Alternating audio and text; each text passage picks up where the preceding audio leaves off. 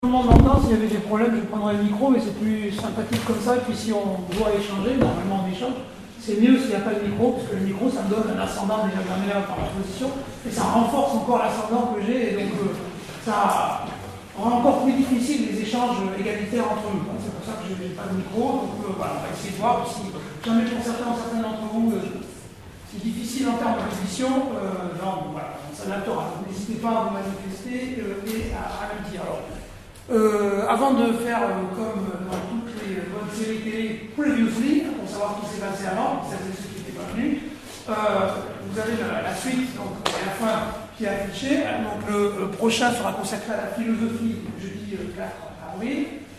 Pourquoi la philosophie? Puisque l'idée c'est de voir une éventuelle opposition entre la philosophie et les sciences sociales, et dans quelle mesure la philosophie n'est pas un outil utilisé dans l'éducation pour empêcher que la démocratie, une démocratie pleine et entière, puisse advenir. On verra avec Bergson notamment, les liens entre Bergson et le néolibéralisme, alors en appuyant sur le livre de Barbara Stiegler qui vient de sortir, il faut s'adapter. Et puis aussi on essaiera de traquer peut-être une autre philosophie qui en général n'est pas enseignée au lycée, et qui pourrait être une ressource philosophique pour essayer d'ébaucher ce que pourrait être une démocratie authentique. Et la dernière séance, donc le 16 mai, sera consacrée à la figure de Pierre Bourdieu et à la notion d'engagement pour essayer de voir comment, au fond, sciences sociales et démocratie peuvent être réconciliées, c'est-à-dire sciences et démocratie, sciences et politique, dans la problématique de l'engagement. Bien. Donc maintenant, previously, qu'est-ce qui s'est passé auparavant? Donc, dans la première séance, on a discuté du lien qu'il pouvait y avoir entre science et politique, science et démocratie, et le lien problématique que nous avons établi entre les deux, c'était la question de la vérité. On a vu qu'il y avait au fond une forme de paradoxe entre, d'un côté, la démocratie qui suppose une forme de consensus sur le monde social, sur le sens du monde social, sur son interprétation, qui est le préalable à toute tentative d'agir sur le monde social. Alors d'agir sur lui, il faut produire une compréhension sur le monde social. On a vu qu'a priori cette compréhension passe par un débat, des opinions différentes, etc.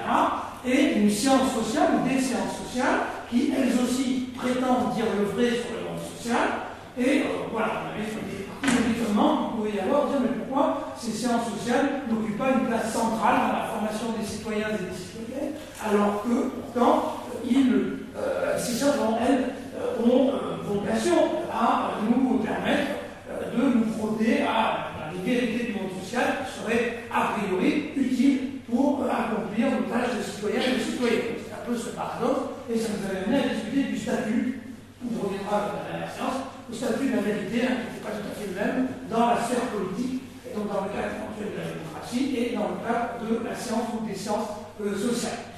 C'est la première séance. La deuxième séance est consacrée donc au libéralisme, une partie de l'idée selon laquelle il est bien connu, selon laquelle le libéralisme, il y aurait deux libéralismes, un libéralisme économique et un libéralisme politique, que même si certains ou certaines peuvent être opposés au libéralisme économique, ils ne doivent pas, ils ne devraient pas être opposés au libéralisme politique qui serait la clé de voûte, l'assise première de tout régime démocratique. Et la réflexion que nous avions menée nous avait amené à la conclusion inverse, qui consistait à montrer que les attendus philosophiques du libéralisme politique étaient contradictoires avec la démocratie, sauf si on réduit la définition de la démocratie à ce qu'on appelle la démocratie représentative. Mais je vous avais rappelé à cette occasion que la démocratie représentative est une invention récente et que pendant longtemps, le système représentatif ou le gouvernement représentatif, il avait été utilisé contre la démocratie directe en particulier, ou du moins, vous voulez bien contre la démocratie, puisque la démocratie directe n'existe à partir du moment où il y a la démocratie représentative. S'il n'y a pas de démocratie représentative, il n'y a pas de démocratie directe. Alors, on peut qualifier d'autres qualificatifs la démocratie. La démocratie directe n'existe que s'il y a une démocratie représentative. Donc, vous voyez déjà comment, par le simple jeu des catégories, on commence à installer une chronologie, cette chronologie bien connue, qui veut que la démocratie représentative serait l'aboutissement d'une longue évolution de la pensée politique, politique. Celles et ceux qui écouteraient pour avoir au programme de première qui va être mise en place l'année prochaine, en septembre, solution histoire et géopolitique, qui est la mise en œuvre de l'agenda philosophique libéral sur la démocratie. On commence par la démocratie 5e siècle, donc la démocratie directe, ça peut l'appeler. Ensuite, le texte de Benjamin Constant, dont vous allez nous parler la dernière fois, donc pour commencer à préparer les esprits à l'idée que la démocratie directe s'est passée, il faut donc désormais se tourner vers la modernité c'est le libéralisme, donc c'est Benjamin Constant. Et alors ensuite, là c'est la cerise sur le gâteau, l'Union européenne, qui est qualifiée dans les programmes de démocratie déléguée. Parce que là, je ne savais pas qu'on pouvait déléguer la démocratie, mais voilà, donc ça c'est les programmes scolaires. On avait déjà parlé, je crois, dans la première séance, à quel point la question de l'éducation est une question centrale, parce que c'est aussi avec ça que les citoyens et les citoyennes, moi l'éducation première, la formation continue, les citoyens et les citoyennes, mais la formation initiale des citoyens et des citoyennes est l'élément central, et que on voit très bien comment ce type de programme prédispose les esprits à se satisfaire, voire même à être ravis du système actuel, et à défaut de demander le changement radical, de demander de prendre des réformes, des modifications, etc., ou mieux encore que le système actuel, tout réduire au problème de la morale, considérer que c'est le problème des êtres humains qui sont méchants, qui ont par nature envie de concentrer le pouvoir, d'être malhonnêtes, puisque dans ces cas-là, vous voyez, on rencontre des armes, il n'y a pas de système possible, puisque au fond, on serait tous et toutes condamnés à être malhonnêtes dès que la possibilité nous en serait offerte. C'est la vision des libéraux, c'est pour ça qu'ils restreignent autant que faire se peut toutes les formes de liberté possibles. Et là, aujourd'hui, j'ai plus besoin de développer tellement vous en avez la manifestation, sans mauvais jeu de mots, tous les jours, parce que ça ne s'arrête plus, on ne sait pas jusqu'où ils vont aller dans la restriction de la liberté. Alors voilà donc le cas.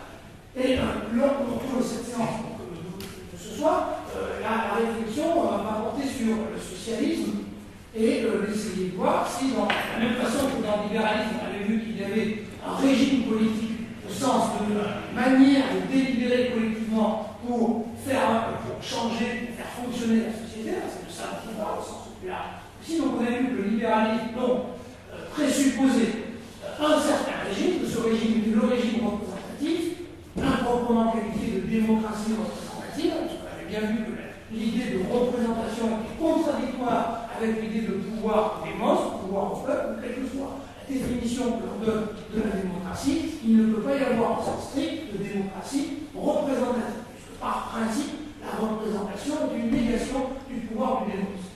Or, je ne reviens pas, si vous voulez, l'échange que nous aurons pourra repréciser ces points. Donc maintenant, nous passons au volet qu'on va appeler le socialisme, et essayer de voir si dans les attendus, au fond, philosophiques du socialisme, nous n'aurions pas des éléments qui nous permettraient d'envisager une autre forme, une autre manière de délibérer collectivement que la démocratie dite représentative ou le régime représentatif.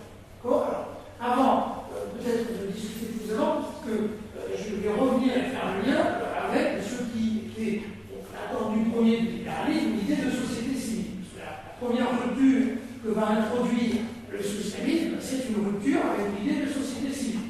Je vous rappelle, la société civile, donc, c'est l'idée qu'une société composée n'est que la somme des individus qui la composent, ça c'est fait, il n'y a que donc des individus qui sont regroupés, et que ces individus sont auto-organisés, c'est-à-dire qu'en fonction de leurs intérêts privés, on arrive à une forme d'harmonie. Je vous avais dit que les libéraux concèdent que pour un certain nombre d'éléments, il faut quand même prévoir une forme de délibération collective, puisque les intérêts privés ne suffisent pas à remplir toutes les fonctions indispensables à la reproduction matérielle et symbolique d'une société. Par exemple, l'éducation, par exemple, la santé, les transports, etc. Moi, si mon intérêt privé c'est de venir jusqu'ici, je vais financer par mes impôts la route qui part de chez moi et qui vient jusqu'ici, mais je ne vais pas financer la route qui vous est indispensable. Oui, donc ça c'est des choses que vous chez un Suisse qui dit ben voilà, il y a un certain nombre de services qui ne peuvent pas relever de la somme des intérêts privés, mais c'est à la marge. La réalité est que donc le modèle utopique, pour eux, utopique, c'est l'auto-organisation par la somme des intérêts privés. Comme ce n'est pas possible, il faut restreindre une toute petite partie, la moins possible, de sa liberté individuelle, et fonctionner. Donc c'est le slogan que Foucault avait résumé ainsi, c'est gouverner le moins possible. Donc une bonne société libérale est une société qui est gouvernée le moins possible. Je vous la parenthèse, après on parle du libéralisme, vous voyez d'ores et déjà la différence profonde qu'il y a entre le libéralisme et le néolibéralisme, qui n'est pas une actualisation du libéralisme, mais quelque chose de très différent qui passe par un gouvernement extraordinairement autoritaire. Donc, ce qu'on appelle le libéralisme au sens philosophique du politique du terme, c'est une manière de concevoir une société humaine dans laquelle on est gouverné le moins possible, sinon par ses intérêts privés. D'accord? Donc l'harmonie est atteinte ainsi.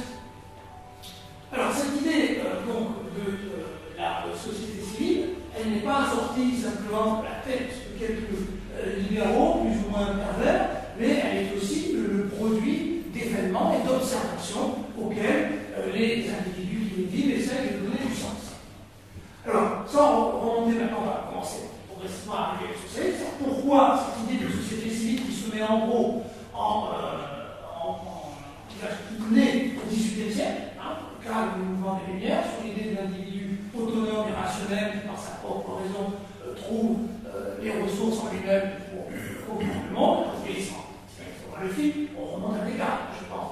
Je me suffis à moi-même pour établir ma propre existence, ma raison me suffit, et avec ma raison, je peux m'emparer du monde dans son sens, etc. Je n'ai donc besoin que de moi-même. Je pense donc je suis signifie que tout seul, on peut établir sa propre existence. Bon. Ça, c'est le 18e, vous avez ça.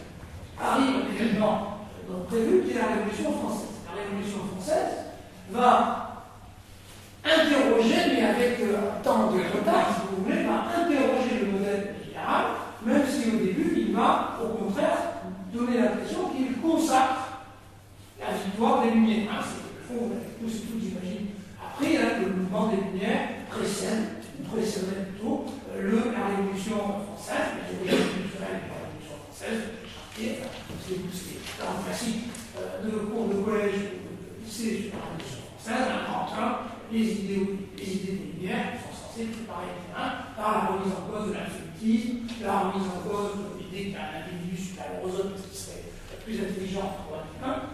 Et donc, on voit comment il y a un lien entre le libéralisme non philosophique et la remise en cause de la Révolution. Donc, a priori, la Révolution peut donner l'impression qu'elle est portée, elle consacre le triomphe des idées libérales. Et c'est effectivement ce qui va se passer au-delà des péripéties politiques que vous connaissez.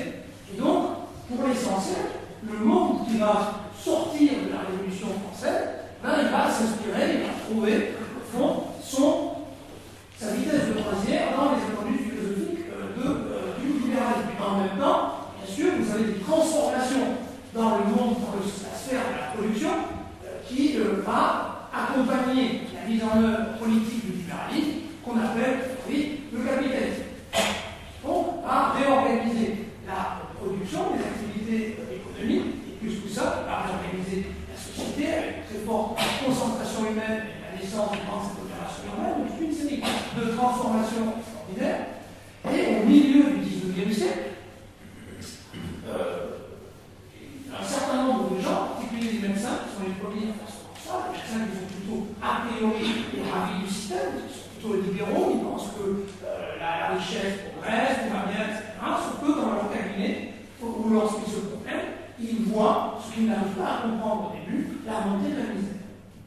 C'est-à-dire que le paradoxe, voir qu'ils ont sous les yeux, c'est que, alors qu'ils ont l'impression de vivre, ce qui est pas faux, d'une certaine manière, de vivre dans un monde qui connaît de plus en plus de prospérité générale, ils constatent partout une pauvreté qui atteint des niveaux, y compris une pauvreté matérielle, qui est, vous voyez, contradictoire avec l'idée de prospérité. C'est-à-dire que ce qu'ils ont sous les yeux, c'est la mise en échec de leur modèle philosophique. C'est-à-dire la mise en échec de l'idée que si chacun se débrouille de son côté, ça va bien s'organiser, ça va bien se répartir, et donc on va fabriquer du bonheur collectif. Ils ont sous les yeux que ça ne fonctionne pas. Et il y a des rapports, c'est bien, il y avait d'autres, donc c'est toute une série de rapports, je vais vous alerter.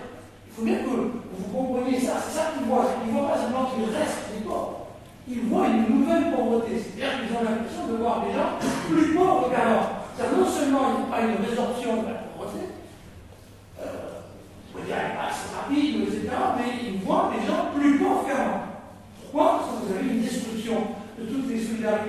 symbiose, etc., sur fond d'exode rural, de réorganisation de la production, qui font que désormais vous avez une solitude urbaine, une misère urbaine, qui va, paupérisation des individus, qui ne va pas être compensée par la solidarité de groupe, de village, etc. Donc, qui donnait. Donc, ça va être le premier, oui. Donc, les changements philosophiques ou intellectuels que l'on décrit, il faut toujours avoir à l'esprit qu'ils ne se produisent pas uniquement dans la sphère des idées, mais qu'ils ont un rapport avec une réalité qui, à un moment donné, interpelle les individus et qui regardent les outils dont ils disposent pour voir si ces outils suffisent à comprendre, s'ils vont trouver d'autres, etc. Donc, il y a une mise, une interrogation. Et cette interrogation, vous voyez qu'elle attaque à la racine, c'est une interrogation radicale, donc, de la philosophie libérale, puisqu'elle semble, ce convoi semble démontrer par les faits qu'une organisation sociale qui reposerait uniquement sur la somme des intérêts individuels ne débouche pas sur le bonheur commun, mais au contraire débouche sur plus de pauvreté. Ça, c'est le constat qui est fait, vous voyez, ça c'est le premier élément. Puis il y a aussi une série de réflexions qui sont menées sur la Révolution française elle-même. Qu'est-ce qui s'est passé? C'est le deuxième élément de réflexion. Ce qui s'est passé, c'est qu'un acteur nouveau a surgi dans l'histoire. Quand je dis un acteur nouveau, ça veut dire qu'il n'existait pas avant, c'est-à-dire que le perso désormais, comme là, on est obligé de rendre. Jusque-là, on racontait des histoires, d'abord, c'est bizarre que ça puisse paraître, sans historicité, c'est-à-dire que l'histoire était censée se reproduire de manière permanente, et donc à l'idée d'un progrès, quelque chose qui devait changer, donc le présent n'était pas l'annonce d'un futur encore à écrire, mais on devait trouver dans le passé les ressources pour reproduire à l'identique le monde. Le roi est roi de droit divin, donc il faut dire que le successeur du roi soit aussi le roi, et ainsi de suite. Donc le monde, a priori, est censé se reproduire de manière mécanique. La Révolution française met un terme brutal à cette idée, je peux très vite, en 1791, on invente le mot ancien régime, pour dire qu'on sait, on a compris confusément qu'on ne pourrait pas revenir en arrière. Donc quelque chose de nouveau s'est produit, que cet événement n'est pas produit par quelques grands hommes quelque part, mais est produit par des groupes, des masses, et c'est là où on commence à appeler la question du peuple. Voilà donc un acteur nouveau dans l'histoire, et qui est un acteur, j'insiste bien là-dessus, collectif. Ce n'est pas une somme d'individus qui agissent, mais c'est perçu comme un acteur collectif dans l'histoire, porté aussi évidemment par la décision politique, le fait que les États généraux se déplacent, les nationales, etc. Donc il y a toute une série de réflexions. Pour faire vite, à partir de la fin du XVIIIe siècle et la première moitié du XIXe siècle, c'est comme si on découvrait, je vais dire de manière un peu simple, mais c'est pas faux, je ne crois pas en tout cas, on découvre le temps et le social. On découvre le temps parce qu'on découvre que, effectivement, on n'est pas juste là pour reproduire ce qui s'est passé, mais on peut être là pour fabriquer des choses nouvelles qui n'existaient pas auparavant. Et la deuxième chose qui compte, c'est donc l'existence de quelque chose qui n'était pas prévu, qui existe, qui ça produit une révolution, on ne va pas dire que ça n'existe pas, qui est le social. Et qui donc n'est pas, j'insiste bien, qui ne se présente pas en tout cas dans le cadre révolutionnaire comme uniquement la somme d'individus qui le composent. Et donc une forme de mystère, d'interrogation sur une réalité nouvelle qui a surgi dans l'histoire et qu'il faut bien essayer de comprendre. C'est tout ce cadre de réflexion qui va déboucher sur toute une série de réflexions qui sont donc préparatoires au socialisme. Si on veut résumer peut-être un mot, on peut dire que le socialisme, une phrase de Durkheim, le socialisme commence par une colère, c'est une citation assez même de Durkheim, c'est une colère contre le monde tel qu'il est. C'est son point de départ. Son point de départ, il se situe bien sûr dans la sphère de la production. C'est une protestation, une colère contre l'injustice du monde. Donc par rapport à la thématique d'aujourd'hui, il est très important de comprendre que c'est donc le socialisme, on va y revenir, qui précède la sociologie et les sciences sociales. C'est-à-dire, au fond, la première véritable découverte du social, c'est cette rébellion, cette colère, cette expression plus ou moins articulée d'une critique du monde tel qu'il est. Et qui donc, la volonté aussi, plus ou moins exprimée, de changer ce monde. Non plus par le comportement individuel, mais de changer le monde dans ses structures mêmes. Donc j'insiste bien là-dessus. Pour pouvoir envisager de changer le monde, il faut se dire que le monde existe. C'est-à-dire qu'il existe comme une réalité à part entière et qu'il n'est pas réductible à des petits atomes sur lesquels nous pourrions agir.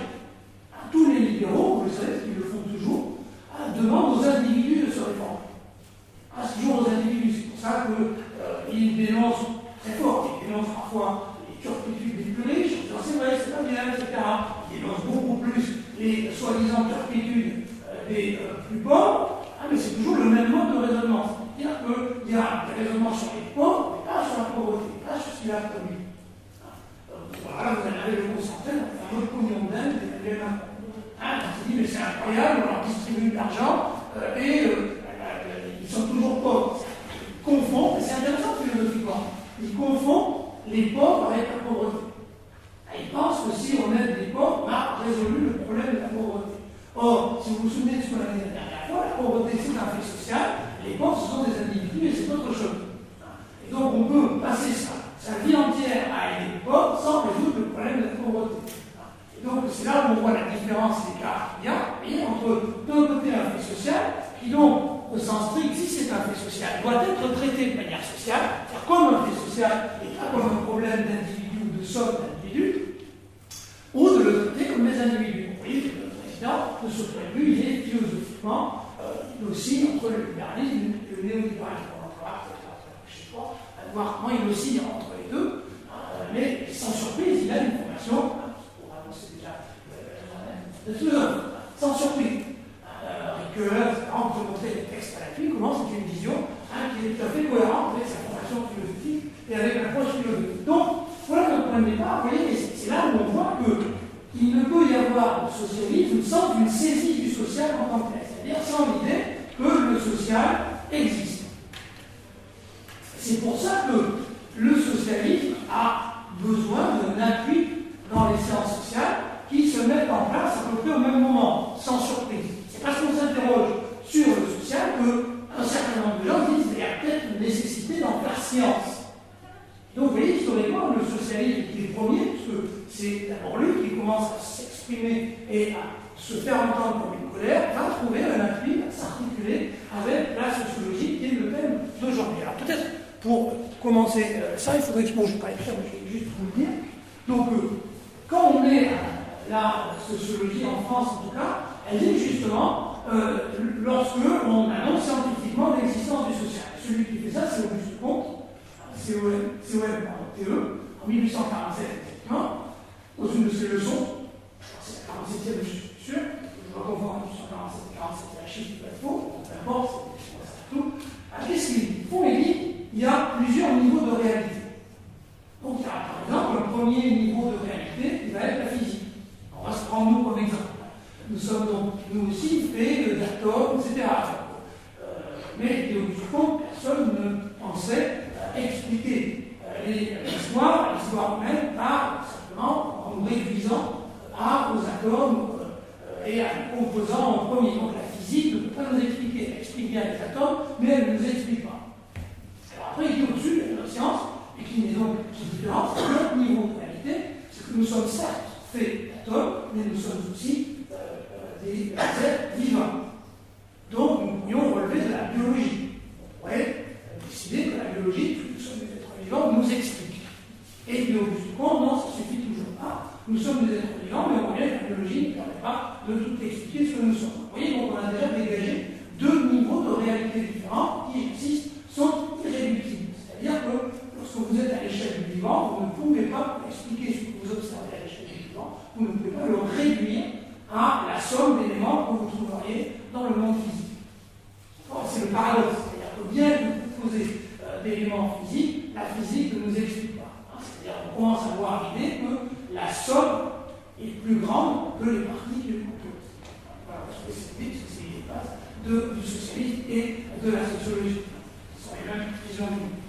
Et alors, si la biologie ne marche pas, dit Auguste Comte, il y a encore une autre science qui va au-dessus, qui va être la psychologie. Peut-être que ce qui fait notre différence, ce n'est pas simplement d'être des êtres vivants, mais des êtres doués de raison.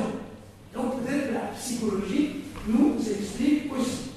Et là, pareil, Auguste Comte dit non, ça ne suffit pas, la psychologie n'explique pas.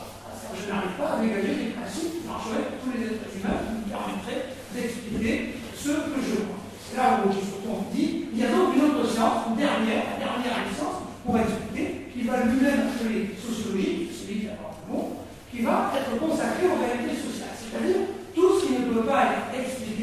par les actions individuelles.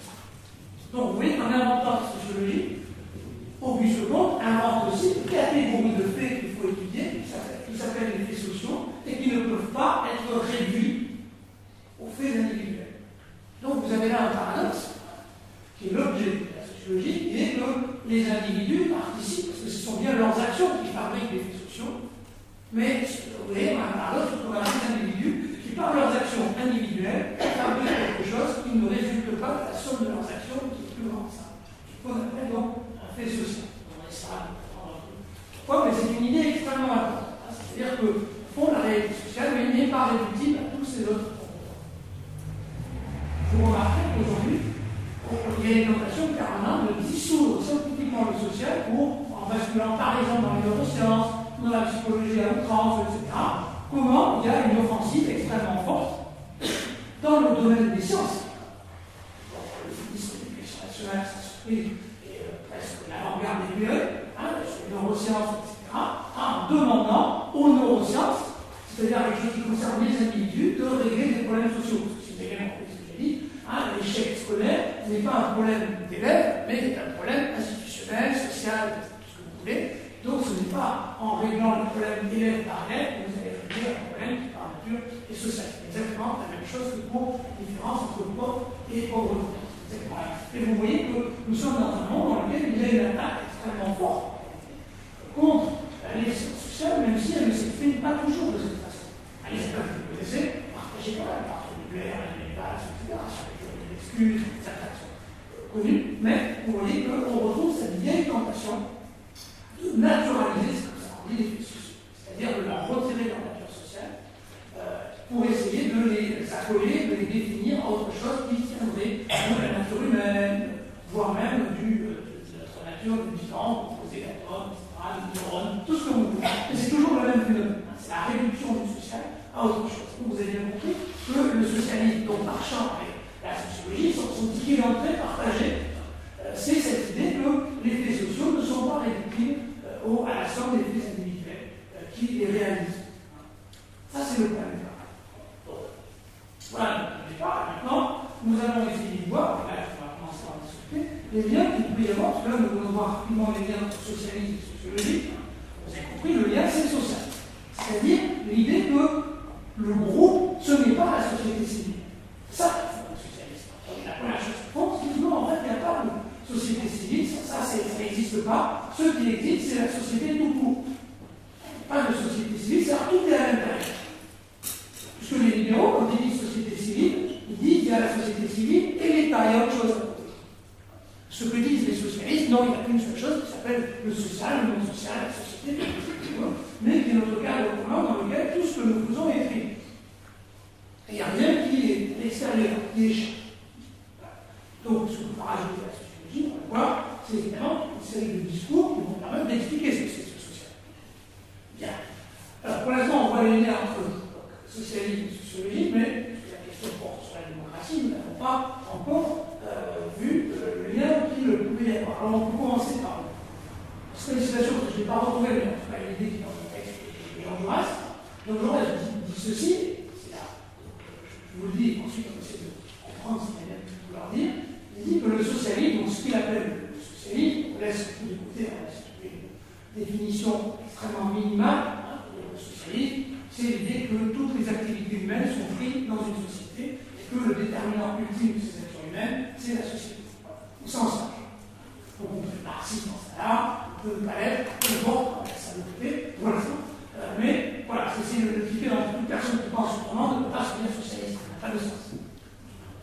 C'est pour ça qu'il peut y avoir un social-libéralisme, ça n'a strictement aucun sens. Donc, pour nous, ce n'est pas une critique là pour le coup, c'est mal, mais ça n'a aucun sens d'être social-libéral.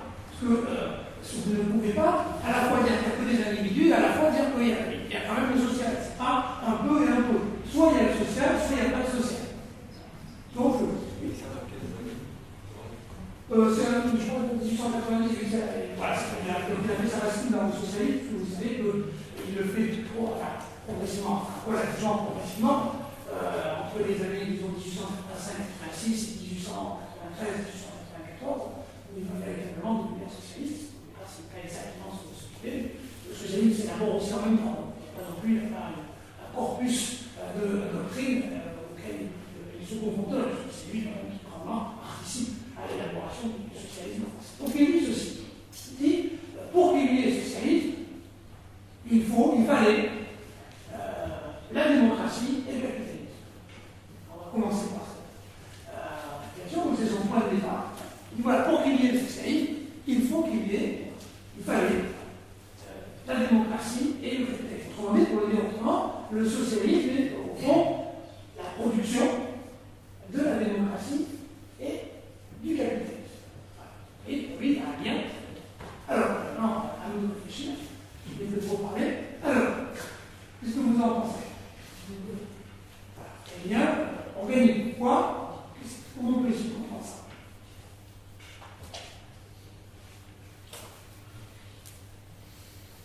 Oui.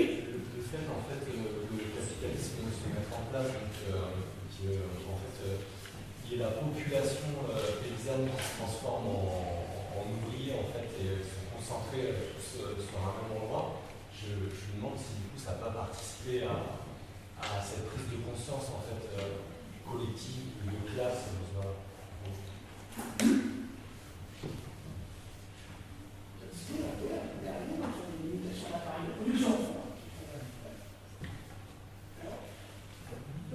Le capitalisme fabriquer des inégalités et que pour qu'il y ait une expression contestataire, il faut qu'il y ait une démocratie, qu'on puisse s'exprimer.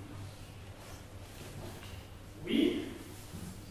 Dans la logique marxiste, l'émergence de la force ouvrière comme force motrice de l'histoire devient du coup n'est possible que par le capitalisme et du coup pose la question du socialisme à travers sa prise de pouvoir dans la politique du pouvoir. Là, on a parlé du problème, mais ce qui manque peut-être c'est le lien avec la démocratie. C'est-à-dire que la prise du pouvoir en tant que telle de la classe ouvrière n'induit pas la mise en œuvre d'un régime démocratique. Je ne parle pas de Marx, en général, c'est encore autre chose, mais en général, ça n'est pas de lien automatique. Une prise de pouvoir, elle peut se faire de mille manières, elle n'est pas nécessairement la mise en place d'un régime démocratique. Oui, pardon. Peut-être que c'est un lien avec ce que disait Topil, qu'à partir du moment où il y a la démocratie, les individus se rendent compte en fait qu'il y a une certaine liberté qu'ils n'ont pas. À partir du moment où il y a liberté, c'est le moment où on se rend compte qu'il y a des inégalités. Et donc, je pense que c'est un lien entre capitalisme, socialisme et démocratie. D'accord, donc ça veut dire qu'au fond, la liberté individuelle, sans surprise, un peu libérale, donc la liberté individuelle nous permettrait donc d'accéder à un niveau de conscience différent et donc en particulier que les choses inégalités. C'est ça? Oui. Pour moi, quand j'entends la démocratie, j'ai notamment la référence à l'article 6 de la Constitution française. Oui, parler. Plus fort. Pour moi, quand on parle de démocratie, j'ai notamment la première référence qui me vient dans la tête, c'est l'article 6 de la Constitution, donc, qui est introduit par Rousseau et qui dit que la démocratie, enfin, je ne sais pas si c'est exactement ça, mais qui compte, c'est la volonté générale, donc qui réduit plus pour moi la volonté de. C'est plus ce que veut chaque individu, mais c'est entre guillemets transcender un peu l'intérêt privé de chaque individu pour arriver à trouver ce qui pourrait convenir à l'intérêt général, c'est-à-dire l'intérêt de tout le monde. Et en sens, pour moi, je vois le lien avec le socialisme, parce que le socialisme, à la différence du libéralisme, il ne s'appuie plus simplement sur les intérêts privés, mais il essaie de trouver ce qui pourrait transcender ces intérêts privés, à savoir l'intérêt général. Donc en sens, c'est vrai que je fais le lien entre la démocratie et le socialisme. Ouais. Donc la question d'intérêt, donc là, tout le monde, le lien, enfin, moi, le fait que surgirait ou deviendrait visible, voire plus visible, etc., la question de l'intérêt général, c'est-à-dire de l'intérêt qui ne soit pas réductible. Vous voyez comment toutes les questions se recoupent. Un intérêt qui ne serait pas réductible aux individus. C'est-à-dire l'intérêt qui, pour être exprimé, ne pourrait pas être exprimé en termes d'intérêt individuel ou privé, même si il pourrait y avoir, ou il peut y avoir des recoupements. Il y a donc peut-être, vous voyez, l'idée de l'intérêt qui est cohérent avec l'idée d'une réalité sociale. S'il y a une réalité sociale qui est non réductible aux individus qui la composent, alors il faut envisager quelque chose comme un intérêt général qui, lui aussi, ne soit pas réductible aux individus qui le composent. Maintenant, je laisse de côté la question importante des classes sociales. Parce qu'il y a aussi évidemment les individus et la médiation plus ou moins grande, etc., des groupes, des humains,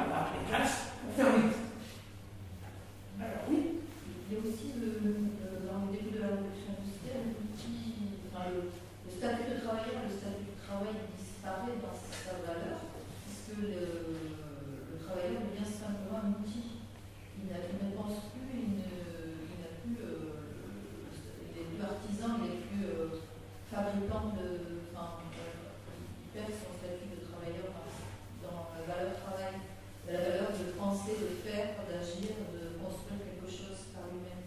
Il devient un outil. Oui, maintenant, on pourrait dire que la valeur travail, ça dépend de la valeur travail. Je ne veux pas triompher que dans le monde capitaliste. C'est-à-dire que. Je veux dire, pas le travail, je parle en anglais, il y a deux mots pour le travail. Je parle du travail dans le côté positif, c'est-à-dire. Voilà, ouais. Je pense que Les différences entre work et les work. oui, alors ça nous éclaire pas sur le quel lien du coup entre socialisme et. Je comprends ce que vous voulez dire. La question de l'habitation, en tout cas, oui. Oui. C'est un heurt, en fait, c'est le heurt qui se passe entre le capitalisme et l'exploitation de la démocratie. Et ce heurt qui crée quelque chose. Par exemple, des choses comme ça, une réaction qui va produire quelque chose, parce qu'il y a une incompatibilité de fonctionnement entre ces.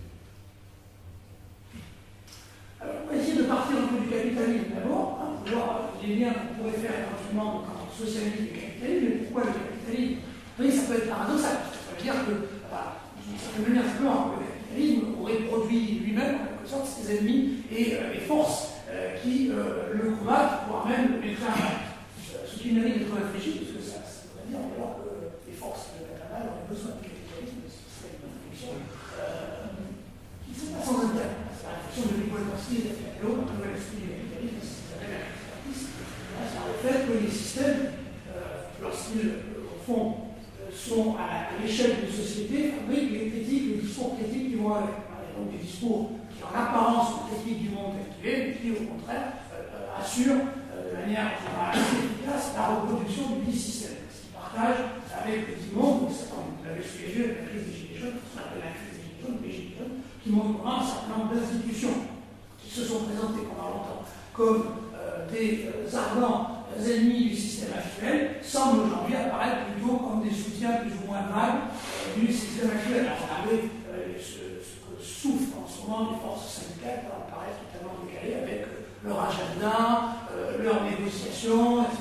Que des actions différentes qui sont en place aujourd'hui semblent montrer que ceux qui pourtant il y a 4 mois semblaient être des forces de contestation peuvent apparaître comme des forces d'accompagnement et non pas des forces de contestation radicale. C'est au moins là sous les yeux. Là, ça m'invite à réfléchir sur le statut. Je suis militant syndical. Donc, c'est pas. C'est un question que j'ai même aussi dans ma propre organisation syndicale. Mais je pense que le gouvernement faut quand même ouvrir les yeux sur ce qu'on a fait, même qu'on a très bien fait. Ça, on a très bien fait, on nous aide bien. C'est des choses qui sont différentes. Donc, quel lien il peut y avoir? Alors, une première idée qui a été dite et qui est qu'on trouve chez Jaurès, qui est justement l'idée que ce qu'a changé le capitalisme, c'est la forme des groupes humains. Que le capitalisme a encouragé des concentrations fortes des groupes humains, c'est la première chose. Et la deuxième chose, que vous avez dit, c'est que le capitalisme a dissous des liens traditionnels, ancestraux, qui empêchaient de voir le social. Si je suis dans mon village, je passe toute ma vie dans mon village, mon social à moi, c'est mon village. Ce qui m'importe, c'est comment fonctionne mon village, etc., etc.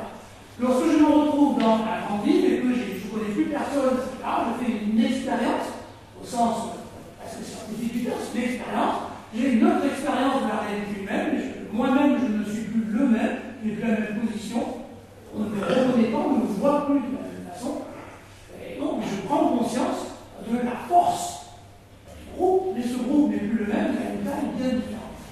Surtout, je peux prendre conscience, c'est automatique, je peux prendre conscience que j'ai des liens avec des gens que je ne connais pas. C'est ça que produit aussi donc le capitalisme, c'est le fait que vous pouvez avoir des liens, vous avez été un peu ici, vous pouvez avoir des liens avec des gens que vous ne connaissez pas, que vous n'avez jamais rencontrés, mais qui au fond, vous pouvez penser qu'ils partagent la même réalité que vous, qu'ils ont les mêmes problèmes que vous, etc.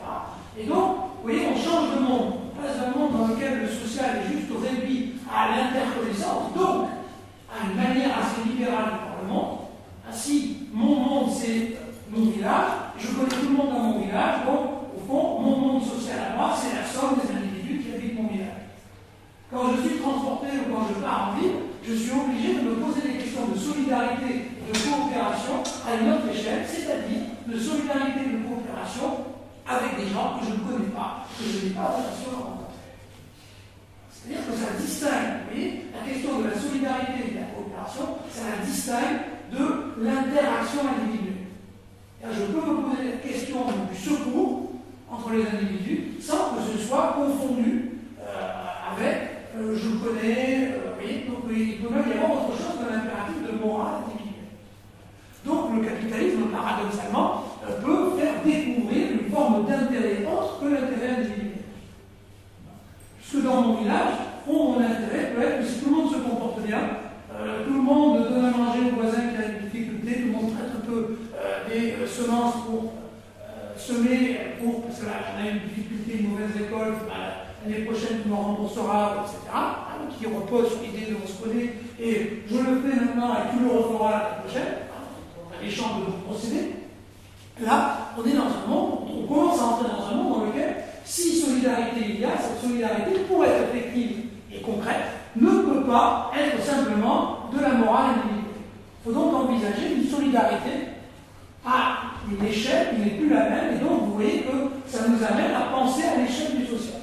Et à quelque chose qui est bien un niveau de réalité qui n'est pas épuisé par les individus qui le composent.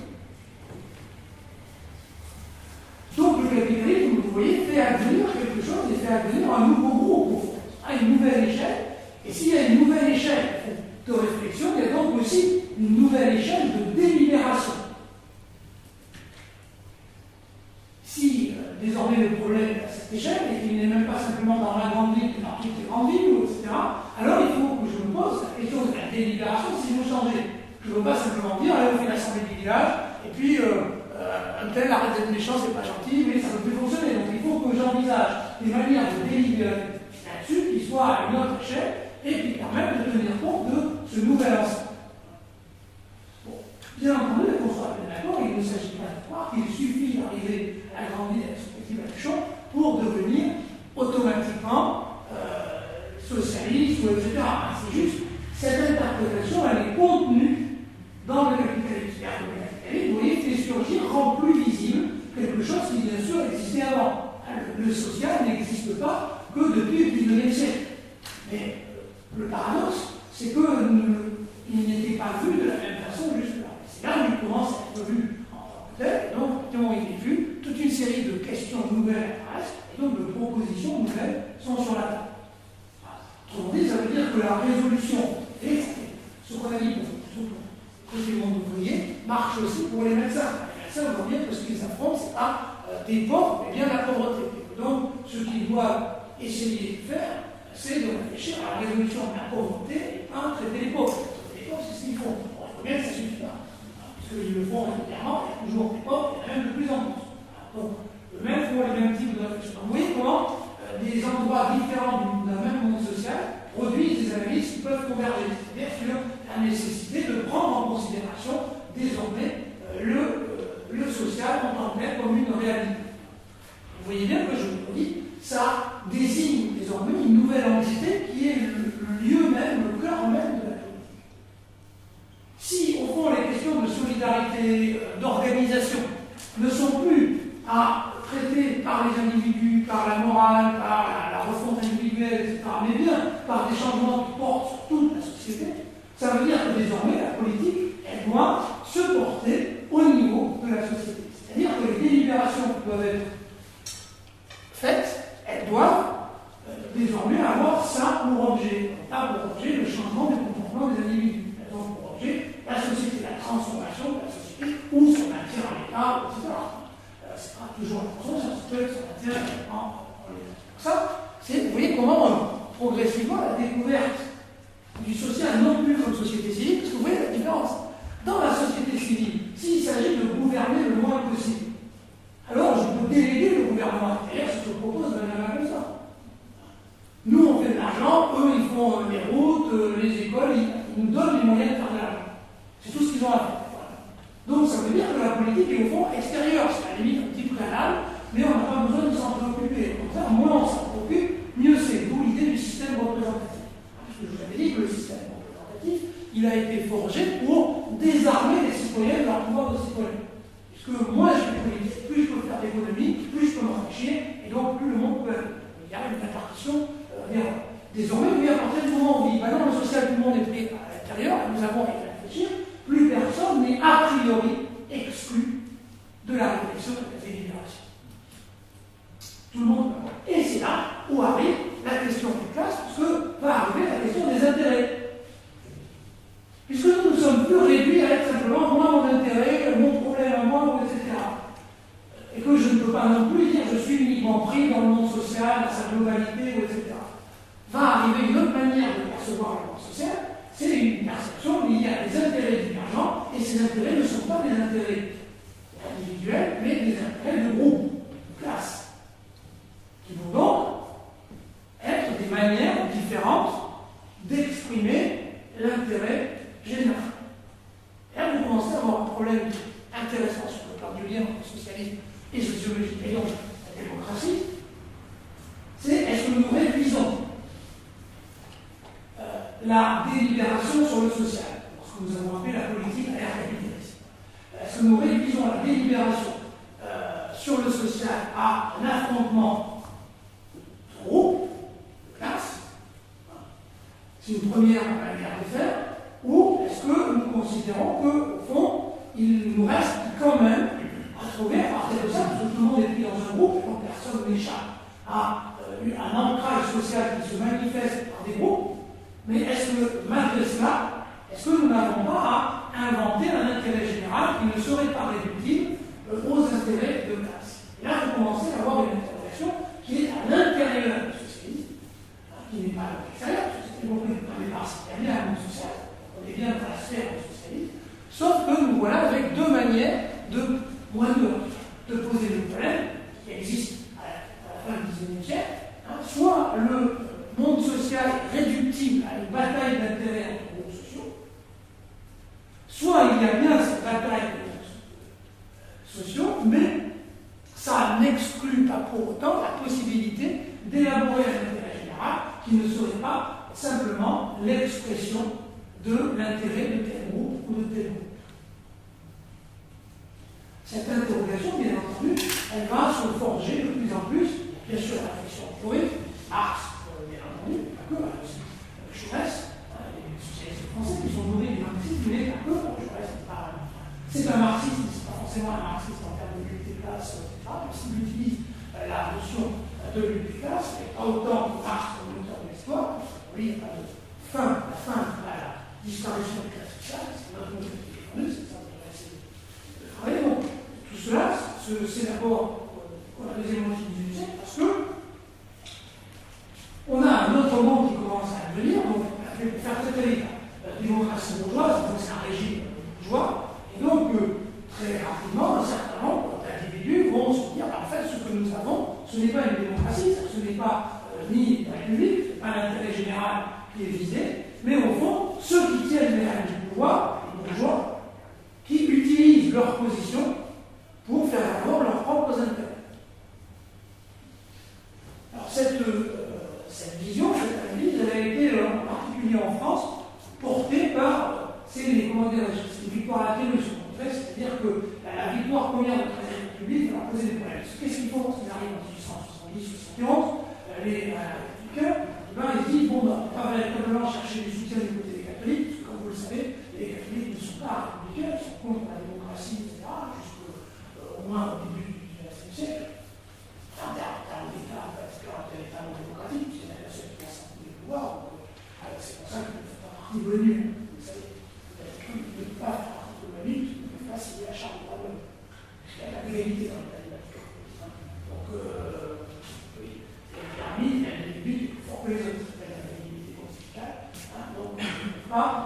Donc, ils sont contre. Donc, la Troisième République se dit, voilà notre problème, nous allons être obligés de fabriquer une nouvelle élite, puisque pour l'essentiel en France, l'élite sociale et catholique, et donc il va falloir que nous trouvions des ressources ailleurs. Donc ils vont encourager un premier mouvement d'ouverture du système scolaire pour fabriquer des élites qui leur manquent, c'est-à-dire pour renforcer progressivement la Troisième République.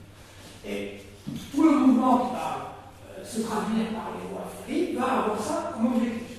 Alors, tout le monde le sait, les lois de Ferry sont tous les lois d'égalité scolaire. C'est vraiment la petite ritournelle sur l'égalité républicaine des Jules Ferry, etc. Parce que l'école Ferry met en place, le système Ferry met en place un système extrêmement étanche entre deux groupes ceux qui peuvent avoir le bac et aller à l'université, et ceux qui peuvent s'élever par l'école primaire, l'école primaire supérieure, et éventuellement donc l'école normale du département qui permet de devenir instituteur ou institutrice, et à charge pour les enfants d'instituteurs ou d'institutrices de devenir agrégés, et éventuellement aux petits-enfants de devenir normaliens. C'est un peu le cursus qui est proposé. C'est-à-dire qu'il faut bien faire génération pour nettoyer la macule populaire, pour devenir des élites monteurs. Donc c'est ça le modèle qui est proposé. Moi c'est important dans la proposition parce que au bout d'un moment, il y a quand même un petit groupe qui a fait des études, donc a désormais des outils intellectuels pour se poser des questions, interroger, et interroge ce modèle. Dit que c'est quand même curieux, on nous avait promis au fond plus d'égalité, plus de participation, et ce que nous voyons, c'est que certes, c'est quand même pas la monarchie absolue, mais on n'a pas ce qu'on nous avait promis. Et qui commencent à comprendre que, au fond, ce qu'on leur demande de faire, c'est pas de changer la société, d'appliquer le programme républicain liberté, égalité, fraternité, mais au fond de venir compléter l'élite, c'est-à-dire, c'est la formule, je veux le rendre des idioties, c'est-à-dire de lever la main, de dire la preuve que le système est juste, c'est que moi qui suis enfant d'ouvrier, j'ai réussi. C'est pour ça que les profs, je l'ai déjà dit, sont le plus souvent les meilleurs défenseurs du système scolaire. Chaque fois, nombre d'entre eux, et d'entre elles lèvent la main pour dire désolé, mais quand même moi j'ai fait des efforts, mes parents étaient plutôt modestes, donc c'est bien la preuve que l'effort est compensé, et là, fermement, etc. Donc c'est exactement la même chose qui est perçue. Et donc vous allez avoir une rupture entre donc une partie de la jeunesse qui va profiter plus ou moins de l'élargissement de l'accès à l'enseignement et le système lui-même, et ça va être l'un des humus du socialisme, il va y avoir un certain nombre de gens qui vont comprendre quelque chose qui va. Je n'ai pas le temps d'en faire la lecture ici, mais ce qui est fascinant, c'est de voir qu'à la fin du XIXe siècle, on écrit sans aucun problème. C'est-à-dire que les bourgeois écrivent qu'au fond, leur volonté d'élargir l'élite n'est pas du tout une volonté démocratique, mais c'est une volonté de faire accepter l'idée d'élite. Ce qu'il dit ici, si on transmet au monde ouvrier l'idée qu'il y a une élite, y compris en son sein, alors ils pourront valider l'idée d'élite.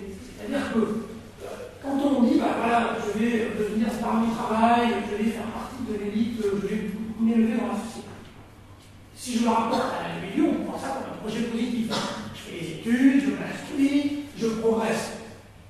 Sauf que si on passe au niveau général, cette progression individuelle qui peut être vue comme un progrès pour soi, peut être aussi un extraordinaire moyen de conserver la situation en l'état. C'est-à-dire de dire, puisque les méritants arrivent à l'élite, alors nous faisons notre élite.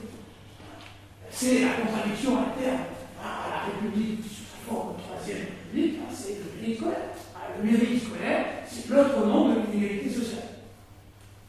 Parce que, si sociologiquement, nous savons tout ça. Sociologiquement, il n'y a pas de surprise sur la réussite scolaire.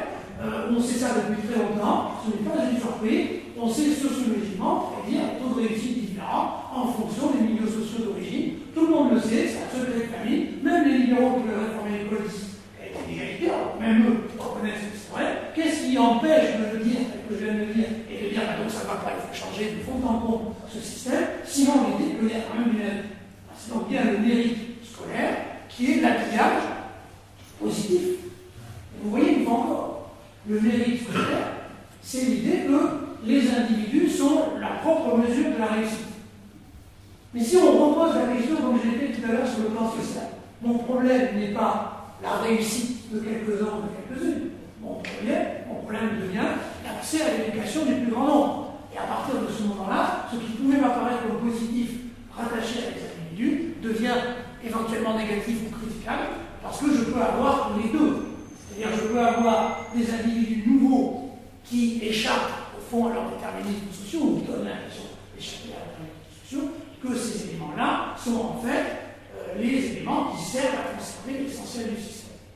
Je pourrais prolonger de la même chose avec parité, nombre de femmes qui accèdent au poste de cadre, etc. Parce qu'aujourd'hui, les problématiques de genre servent exactement à la même chose. C'est-à-dire on utilise ces éléments pour donner l'impression d'un progrès, et ensuite tout le monde constate toujours un plafond vert, c'est-à-dire que de faire progresser des femmes n'a pas résolu le problème de la domination masculine. Si, une fois encore, les problèmes sociaux ne se traitent pas en améliorant la situation individuelle. Vous voyez, on retrouve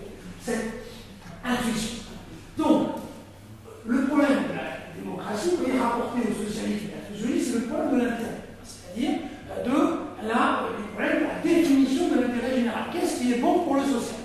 Qu'est-ce qui est bon pour que la société fonctionne comme elle devrait fonctionner? Alors, à cette question, bien sûr, je l'ai dit tout à l'heure, vous avez plusieurs réponses. Là où la question va commencer à devenir intéressante pour nous par rapport à la démocratie, c'est que la démocratie pose la question de la définition du démos, c'est-à-dire des individus qui peuplent le dit social.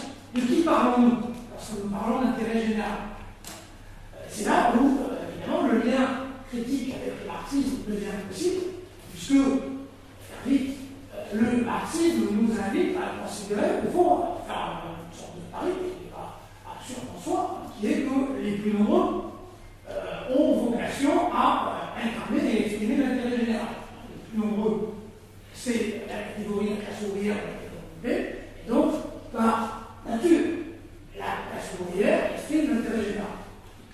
C'est une manière de résoudre le problème. Donc, à partir de là, vous voyez que je pourrais réduire l'intérêt général à être un intérêt de classe. En appuyant sur le nombre. J'ai bien une raison. Il y a une question d'aliénation aussi. Parce que, c'est quoi l'aliénation? c'est-à-dire qu'effectivement, on voit que quand on parle de l'émergence du socialisme, on parle justement de l'émergence des contradictions entre le capitalisme et le système de démocratie bourgeoise qui est l'Allemagne, et qui historiquement se marque en France avec 1830, où les ouvriers sont républicains, parce que l'émancipation de ce qui commence à être le mouvement ouvrier passe pour les ouvriers par la République, la déception, 1848, le massacre, et effectivement, ensuite, il y a une désillusion complète du mouvement ouvrier vis-à-vis de la République et de la démocratie bourgeoise, qui n'est plus du coup vecteur de progrès social et d'émancipation de classe, et qui se termine effectivement dans la commune. Les mots d'ordre pour le groupe ouvrier sont ceux, c'est assez amusant sur le plan démocratique, sont ceux des Gilets jaunes, sur mandat impératif, plafond sur le salaire moyen des représentants, révocabilité à tout moment, etc. Mais du coup, la question de l'aliénation, au fond, elle est hyper importante quand tu parles de classe ouvrière, parce que c'est parce que la classe ouvrière est aliénée, parce que c'est ça là aussi la nouveauté par rapport à l'ordre d'avant. C'est à travers la misère, c'est cette question d'aliénation totale de l'individu exploité. Là, cet individu en tant que groupe social revendicatif, révolutionnaire, est une dynamique, est une force motrice, qui du coup participera à la désaliénation de tous, en fait. Parce que pour Marx, effectivement, le bourgeois aussi est aliéné, à travers cette utilisation de l'argent, etc.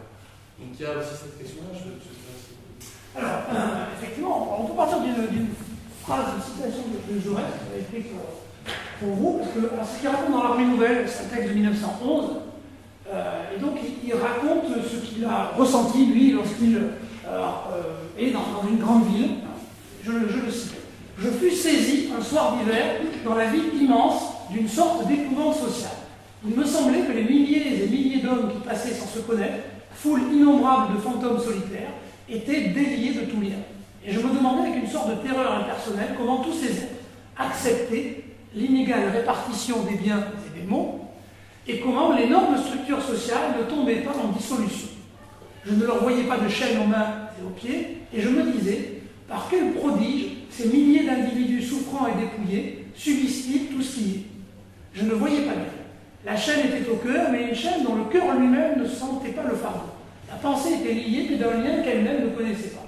La vie avait empreint ses formes dans les esprits, l'habitude les avait fixées, le système social avait façonné ces hommes, il était en eux, il était en quelque sorte devenu leur substance même, et ils ne se révoltaient pas contre la réalité parce qu'ils se confondaient avec elle. Ah, donc vous avez un texte là de Jaurès qui me semble fait écho assez nettement à la question de la perception et donc de ce qu'on peut appeler l'aliénation. Alors, effectivement, c'est une des questions qui peut être posée et qui n'est pas sans rapport avec la question de la définition de l'intérêt. C'est-à-dire, comment je peux être sûr que ce que je dis est l'intérêt général? Parce que si je suis aliéné, au fond, je peux croire que je décris l'intérêt général, alors qu'en étant aliéné, je décris autre chose. Par exemple, l'intérêt de notre groupe, etc., qui n'est pas nécessairement le mien. Bon, voilà mon avis. Voilà. C'est là où le problème commence à se poser, où il devient intéressant pour nous, parce qu'il va falloir qu'on tranche une petite question, si j'ose dire, c'est de savoir si nous pouvons définir avec certitude l'intérêt général. problème. Parce que si on est capable de le faire là, ici, il n'y a plus besoin de démocratie. À quoi bon avoir une démocratie si on est déjà d'accord sur l'intérêt général? La démocratie suppose une interrogation sur l'intérêt général. Elle suppose une délibération. C'est-à-dire, là, l'émergence, la fabrique, ou la reprise d'un intérêt particulier transformé à l'intérêt général, n'importe, en tout cas, elle suppose donc un temps de suspens. C'est-à-dire qu'elle suppose la possibilité qu'il y ait, à l'instant T, plusieurs expressions qui pourraient se présenter à nos yeux sous la forme de l'intérêt général. Vous voyez que c'est un problème parce que la question de dire qu'ils sont aliénés suppose que vous savez à leur place ce qui est bon pour eux. Je vous le fais remarquer. C'est-à-dire que l'aliénation suppose de dire ça. C'est-à-dire, à ta place, moi je sais que tu es aliéné, puisque quand on dit que quelqu'un est aliéné, ça suppose que soi-même ne l'est pas, parce que sinon ça n'a pas de sens, et qu'au mieux, on est en capacité de le désaliéner. Ça mérite d'être réfléchi. C'est-à-dire, c'est tout le problème qui est posé, c'est quelle position on occupe pour pouvoir être bien sûr que ce que nous disons, ce que nous exprimons est l'intérêt général et non pas autre chose. Puisque si on dénonce l'aliénation, qu'est-ce qui nous permet d'être sûr de ne pas être aliéné? Et c'est parce que je vois l'aliénation de quelqu'un d'autre que, a priori, moi-même, je ne suis pas non plus aliéné. Et là, vous avez un problème qui est posé, parce que c'est là où on voit le lien problématique qu'il peut y avoir entre, au fond, certaines approches du socialisme et la démocratie. Puisque si effectivement vous avez réglé la question de l'intérêt général avant, vous n'avez pas besoin de perdre votre temps en délibération et discussion, puisque l'intérêt général est déjà établi. Ce régime-là, vous l'avez sous les yeux. Il n'y a pas besoin de délibérer de l'économie, tout est dans les traités européens. Pourquoi? Parce que de toute façon, l'économie, c'est une science. Nous savons ce qui est bon pour l'économie, donc il n'y a pas besoin d'en discuter entre nous, et il vaut même mieux ne pas en discuter entre nous, parce que si on en discutait entre nous, on pourrait gripper le système, le faire mal fonctionner, etc. Donc, sous les yeux, vous avez une figure de cette manière de penser, qui n'est pas une manière socialiste de penser, et qui vous montre ce qui peut se passer lorsqu'on considère, à bon escient ou en mauvais escient, peu importe, de dire, ben voilà, l'intérêt général, c'est ça. Si vous pensez que l'intérêt général, il est préalable à la discussion, alors il n'y a évidemment plus besoin de discussion. C'est là où la question de l'aliénation devient extrêmement importante. Et pourquoi cette question de l'aliénation, vous voyez, elle fait écho au problème de la connaissance sur le monde social. Puisque pour pouvoir parler d'aliénation, il faut aussi qu'on ait en rapport, qu'on puisse mettre en relation une science du social. Quelque chose qui, justement, serait désaliéné ou suffisamment non aliéné pour être opposé à une manière aliénée de voir, dire ben non, en fait, voilà la manière de voir. Donc, oui. Est-ce qu'on ne pourrait pas substituer au terme d'intérêt général celui de volonté générale avec comme contexte éventuellement une évolution de cette volonté en fonction de circonstances. On peut. Alors, je crois que pardon, oui.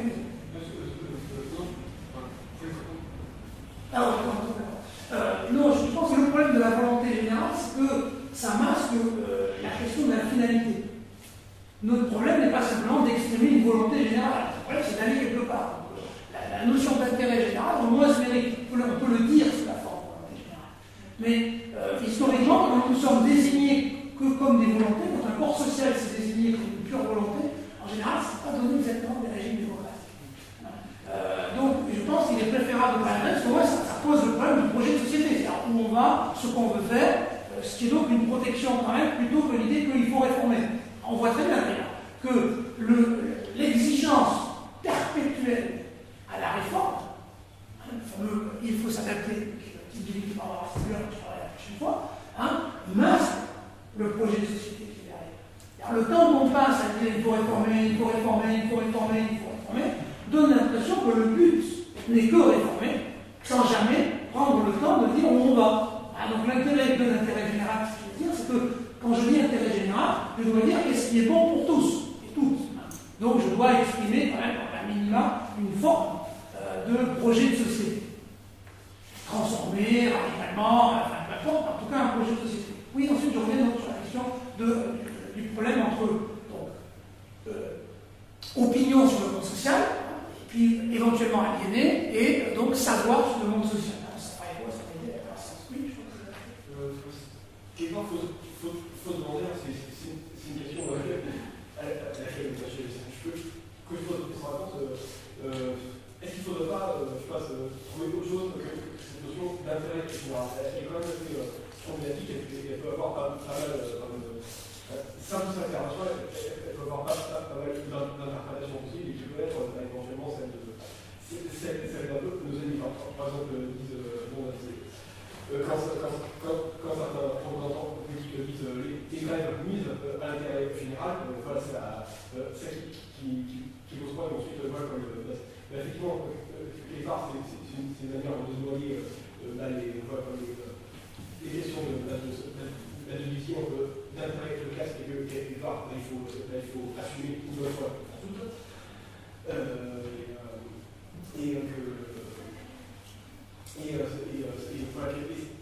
Et ça impose une manière de prendre les choses, mais un peu par le plus bas possible, par un plus petit dénominateur commun. Par exemple, on va dire quand les représentants politiques disent les grèves mises aux gens, ils pourraient dire les grèves mises aux patrons. C'est un peu plus, mais ils disent les grèves mises aux gens, d'abord aux salariés qui sont en difficulté, qui doivent prendre en train par le travail. On peut dire pour une journée, oui, mais si à plus long terme, ils se prennent les mesures contre lesquelles les grévistes agissent, là, ils pourront leur encore plus. Mais toi, le problème ici qui est posé, c'est que ce qui est présupposé et non pas démontré, c'est que tu sais où est l'intérêt général, et qu'à partir du moment où tu sais où est l'intérêt général, tu peux organiser ton analyse des autres opinions, et donc les dévaluer par principe, puisque nanti de ton savoir-sûr, c'est exactement la question qui est posée, comment être sûr que ce que je dis n'est pas aliéné? Parce que c'est quand même pas une mauvaise question. S'il s'agit d'imposer sa vision de l'intérêt général, à l'ignorance, ça peut être intéressant de se demander quelle est sa valeur. Oui. Je pense aussi qu'il y a un autre souci, dans l'intérêt général, à savoir c'est qu'il présuppose la primauté du groupe sur l'individu. Alors justement, je veux dire, on est dans une société où l'individu doit primer sur le groupe. Enfin, par exemple, quand je parle de groupe, je parle de la nation, de la religion, et c'est vrai que les sociologues, en fait, ont tendance à être... les personnes qui défendent de telles idéologies ont tendance à être stigmatisées. Donc de là, pour moi, la définition d'intérêt général est extrêmement impossible, parce que dès lors qu'on prime l'individu sur le groupe, en fait, on revient justement à cette théorie libérale qui fait voir qu'en faisant la somme des intérêts privés, on va arriver à... Oui.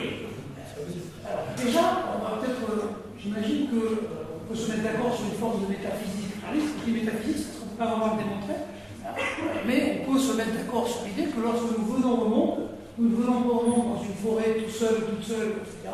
Nous venons au monde dans une société qui existe déjà. Que donc, il va de soi qu'il y a quelque chose avant nous. C'est-à-dire, avant que nous soyons même des individus, ou que nous puissions prétendre des individus, il y a quelque chose qui est là avant nous. Comme le disent les anthropologues, c'est une formule que j'aime beaucoup, ça permet de se rappeler de l'idée, il faut être plus de deux pour faire des enfants. Il y a des enfants parce qu'il y a déjà un groupe. Voilà. Et que ça, c'est fondamental pour comprendre ce dont on parle. Et que toutes les philosophies, qui sont d'ailleurs souvent tenues par des hommes sans surprise, qui postulent cette liberté de l'individu, etc., sont des philosophies dans lesquelles la question de l'enfant et de la socialisation sont toujours laissées de côté. C'est-à-dire qu'on considère que l'être humain est déjà constitué, doué de raison, etc. Et la question de l'éducation, par exemple, parce que ça fait partie aussi de la thématique de socialisation, la question de l'éducation, de la socialisation au sens large, c'est-à-dire de notre entrée et du fait qu'on est façonné pour vivre dans un monde et qu'on n'est pas déjà tout construit, etc. et toujours laissé de côté. Donc, il me semble qu'en pratique, on peut au moins se mettre d'accord là-dessus, c'est qu'on ne peut pas se considérer, on peut souhaiter devenir, voire affirmer l'être devenu, mais on ne peut pas dire qu'on l'était dès le départ. Personne ne peut dire, à moi, totalement stupide, ce que vous voulez, ne peut dire cette phrase que j'adore, je me suis fait tout seul. Ça n'a aucun sens. Personne ne fait, en plus, vous l'avez déjà entendu, j'imagine, mais quand on y réfléchit, ça ne veut rien dire. Je me suis fait tout seul. Donc déjà, il y a au moins deux personnes qui l'ont fabriqué. Déjà, je me suis fait tout seul, ça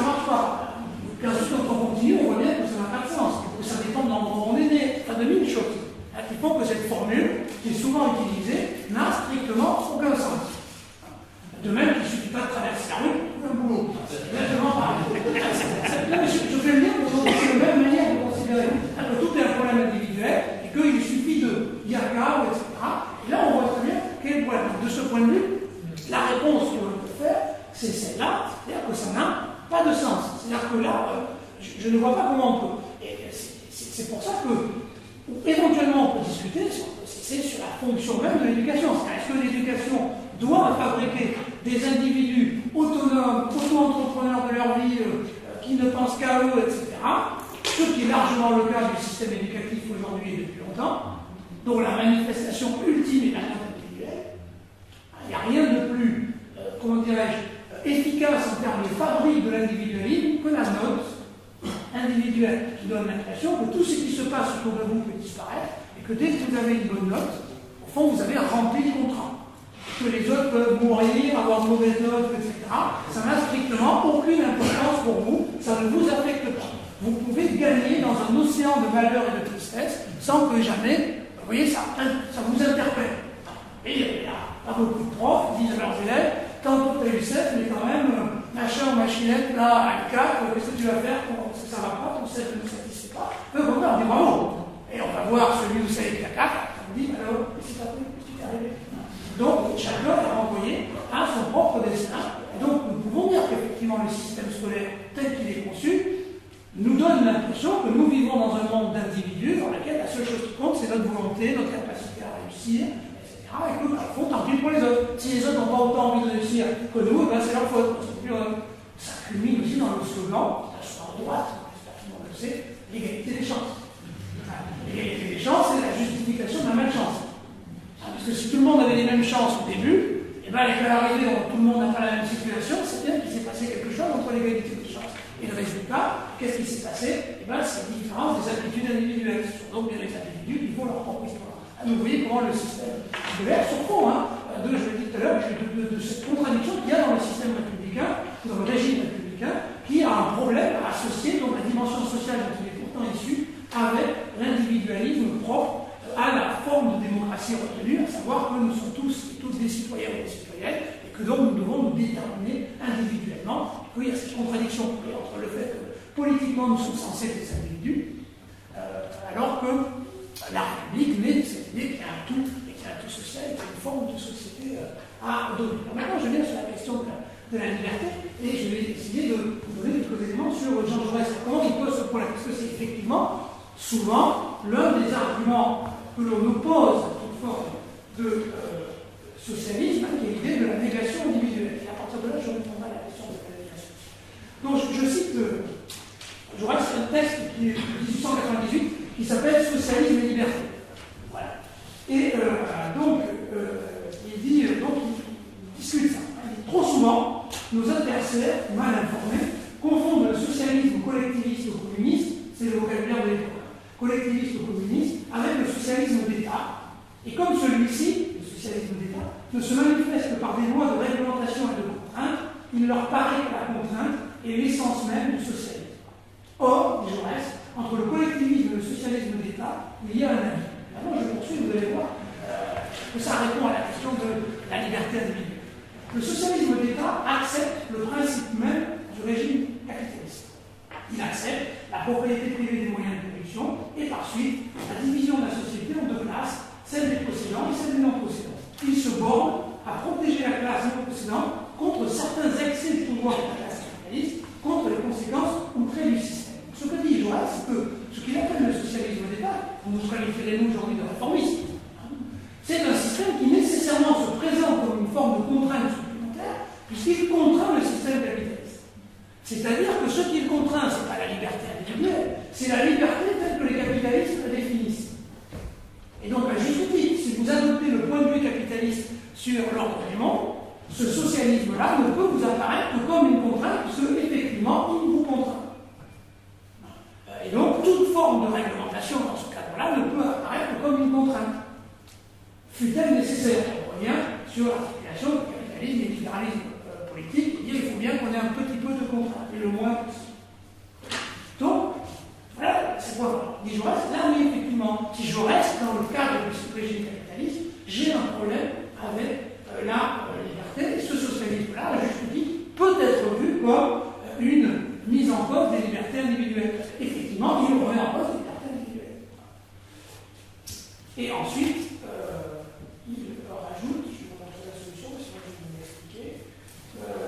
il dit au fond que...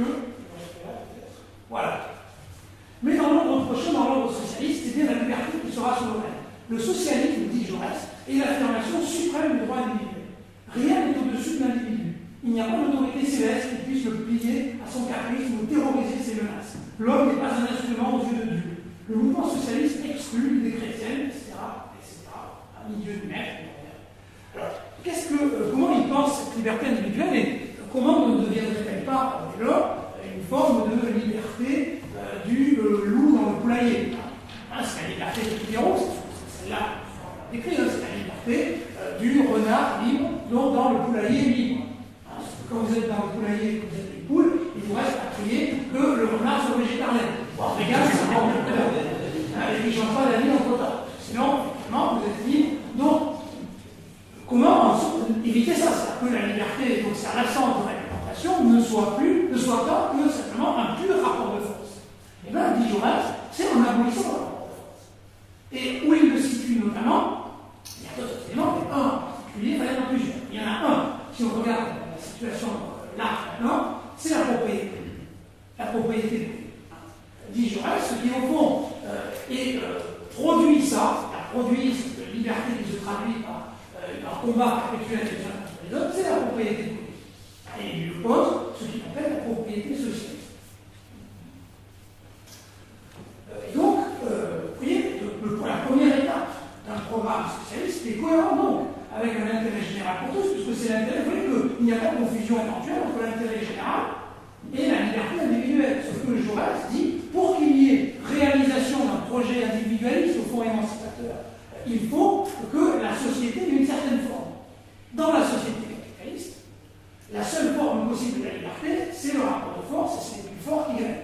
Donc, au mieux, ce que je peux faire, c'est du socialisme d'État, corrigé. Mais je n'agirai pas radicalement, je n'irai pas à la racine des problèmes. Et donc, dit Jaurès, la racine des problèmes, c'est la propriété. Ce faisant, il rejoint la réflexion, avant, c'était la réflexion de ce que Dieu au XXe siècle, sur les effets de la transformation, ça a été dit tout à l'heure, du travail en marchandise.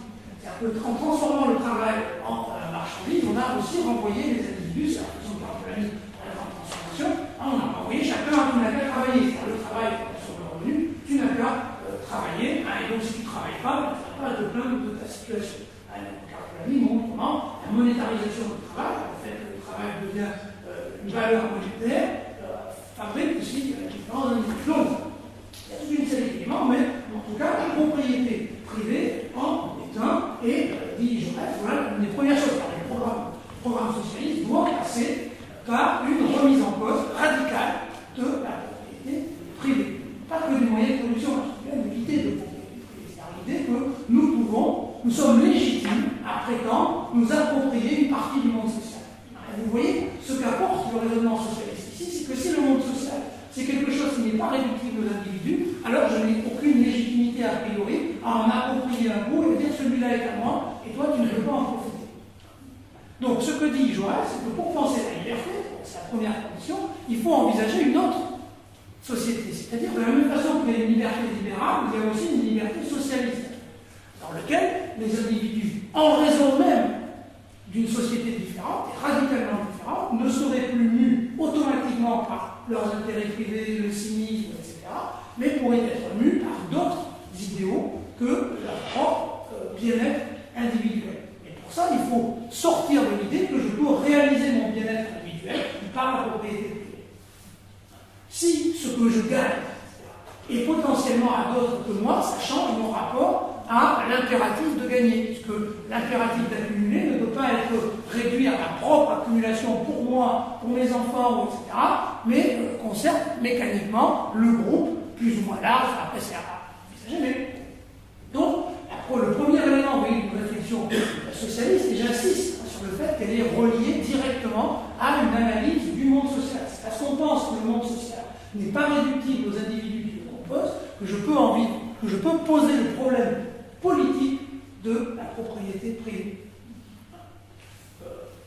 C'est mon exemple préféré. Regardez tout ce qu'a produit en France la révolution de la propriété individuelle de la maison. On commence à enchaîner un certain nombre d'individus au système seul en place. Vous savez, ce n'est pas fait par hasard, ça a été fait dans les années 70. C'est Giscard qui a modifié en particulier la loi, les prêts, pour permettre à des gens qui jusque-là ne pouvaient pas emprunter pour devenir propriétaire de leur logement, de le devenir. Et Giscard disait explicitement que comme ça, il espérait attacher ceux qui pouvaient être stables, en particulier les profs, etc., ce qu'on peut appeler la main gauche de l'État, ceux qui éventuellement pouvaient quand même être utilisés de l'instruction et la circulation sociale pour faire autre chose que demander la reproduction du système. Donc, et vous voyez comment petit à petit, cette révolution de la propriété individuelle de la maison, qui a donc été fabriquée dans les années 70, là c'est la dernière loi sur les locataires de 1982, c'est désormais l'impression qu'il y a soit des logements sociaux, soit de la propriété. C'est-à-dire que la question politique du logement évacue de plus en plus les locataires, et on a l'impression qu'on est locataire comme si on est une victime, on ne peut pas être propriétaire. Et quand vous allez louer quelque chose, le propriétaire vous dit tout, de toute façon vous n'allez pas rester longtemps, parce que vous allez bientôt acheter votre logement, c'est normal, c'est une sorte de route programmée, et vous voyez tout ce que ça produit sur la difficulté à parler du logement comme problème social, puisque tout devient un problème individuel. Je dois trouver des logements pour des personnes, etc., alors que le problème est général et suppose d'une manière. Je passe même sur ce que ça produit sur l'étalement des villes, donc les questions liées au déplacement urbain, enfin oui, tout ce que ça produit justement, bien sûr, point aveugle, puisque mon impératif est de devenir moi propriétaire, alors tout le reste devient secondaire ou second dans mon analyse. Donc vous voyez que tout ça a été produit jusqu'à Sarkozy 2009 avec une société propriétaire. C'est aussi le slogan de George Bush Jr. Une société propriétaire, c'est une société d'individus, dont le seul but est eux-mêmes. Voilà. Donc la propriété privée, voilà un premier pilier. Et vous voyez pourquoi il n'y a pas de contradiction entre le socialisme en tant que tel et la liberté individuelle. Il n'y a de contradiction au fond que si on considère que la liberté individuelle n'est qu'un problème individuel. Et si on considère que c'est un problème collectif, que donc toute liberté se définit par rapport à un collectif, et que c'est le collectif qui la garantit en tant que tel, alors pour pouvoir penser la liberté individuelle, je dois d'abord penser la société qui la permet. Donc, voilà, je reste une société qui reconnaît la propriété privée ne peut pas être une société de liberté socialiste. C'est ça l'opposé à la liberté capitaliste et à la liberté de jouer à son entrave. Alors, ensuite, l'autre pilier extrêmement important, c'est le pilier de l'éducation. Et c'est pour ça que les socialistes, en particulier à la fin du XIXe siècle et début du XXe siècle, ont consacré autant d'importance à l'éducation et à ce qu'ils appelaient la laïcité. Alors, vous comprenez pourquoi, ça a été dit tout à l'heure sur la différence qu'il y a les socialistes qui ne reconnaissent pas de Dieu, qui nous dirait ce qu'on a à faire. Donc il y a une partie de la laïcité qui est bien sûr consacrée à la lutte contre la religion, en particulier la religion catholique, qui est considérée comme étant un obstacle au monde socialiste qui doit advenir. Un obstacle, ne serait-ce que parce qu'elle a, par nature, en patrimoine, une structure inégalitaire. Par définition, la croyance dans le catholicisme suppose une hiérarchie dans le monde, y compris dans le monde humain. Là, et que c'est contradictoire avec cette fois-ci non plus dans la liberté, et surtout avec l'égalité. Donc s'il y a égalité, il ne peut plus y avoir le catholicisme tel qu'il se pense. Parce que le catholicisme est inégalitaire par nature. Donc, c'est juste de dire comme ça pour comprendre pourquoi le catholicisme est inégalitaire par nature. Voilà, le monopole de l'interprétation du texte, etc. Donc, l'éducation est centrale, c'est le pilier. C'est-à-dire que l'individu est libre, ne l'est pas à la naissance, il l'est parce que la société le permet, parce que les structures sociales le permettent, mais aussi parce qu'il est éduqué de manière à pouvoir être libre. C'est là où on va revenir sur la question de l'éducation et le fait qu'il ne peut pas y avoir de socialisme au sens strict, ni donc de démocratie pour les socialistes, sans un système éducatif qui va avec. Je ne dis pas sans un système éducatif, point, sans un système éducatif qui va avec. Je suis sur la propriété privée, oui. Enfin, je ne sais pas si je peux me question. Je suis sur le raisonnement, c'est vrai qu'abstraitement, en effet, si on supprime la propriété privée, on supprime également les rapports de force. Moi, il y a quand même plusieurs questions que je me pose.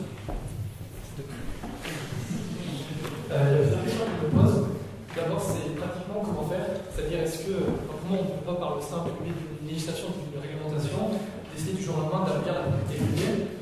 Pour moi, si on veut abolir, parce que je ne pense pas que la plupart plupart des personnes, même les personnes qui ont des conditions matérielles difficiles, vont accepter par exemple du jour au lendemain de perdre même ne serait-ce que leur petit appartement, vont accepter cette idée de perdre. Voilà. La juste là, on se met bien d'accord. Enfin, pour moi, en gros, c'est une mentalité à créer. Non, mais la mentalité, c'est que l'interdiction de la propriété privée ne veut pas dire que tout le monde va vivre dans la rue. Non, mais ça ne retire pas nécessairement. Ce que ça retire, c'est le privilège exclusif et le droit de priver les autres de ce que je possède. C'est-à-dire le fait, par exemple, de dire j'ai chez moi un accès à l'eau, toi à côté, tu as besoin d'eau, tout le monde a besoin d'eau pour pouvoir survivre, mais moi je suis propriétaire de mon eau, j'ai le droit de la garder. C'est ça qui est mis en question. Pas le fait que sur le terrain que j'habite, il y a une source. Donc la question, c'est de tout ce qu'implique la propriété privée telle qu'elle est définie. Donc il faut faire bien attention. Mais la confusion qu'il y a entre toutes ces dimensions explique pourquoi nous avons des difficultés à poser le problème de la propriété. Parce qu'il y a une confusion entre l'usage d'un bien, sa propriété et sa transmission à quelqu'un d'autre. Donc tout ça est confondu. Par exemple, je peux très bien abolir l'héritage. C'est une remise en cause de la propriété, sans pour autant abolir toute forme de propriété. Voilà un exemple d'une restriction de la propriété. Si je décide que vous n'avez plus le droit de transmettre votre bien, c'est pas vous qui décidez. Je vous retire bien quelque chose qu'aujourd'hui nous associons à la propriété. C'est la propriété, c'est le droit d'aliéner. J'ai le droit d'user, on disait au Moyen-Âge, on distinguait trois: usus, fructus, abusus. Usus, je n'ai pas d'usage. Fructus, j'ai le droit de profiter des fruits de mon bien. Et abusus, j'ai le droit de l'aliéner, de le transmettre, de le vendre, etc. Il faudrait. Non, je ne défends pas, ça j'ai été expliqué. Mais donc pour vous, il faudrait interdire quoi le fait de transmettre, donc la succession, l'héritage. Et donc pour vous, si on donc à supprimer l'héritage, la succession, et puis l'usus, en principe, c'est un usus, et donc là, peut-être également à supprimer dans un certain sens l'usus, parce que dès lors qu'il est partagé, simplement à soi-même.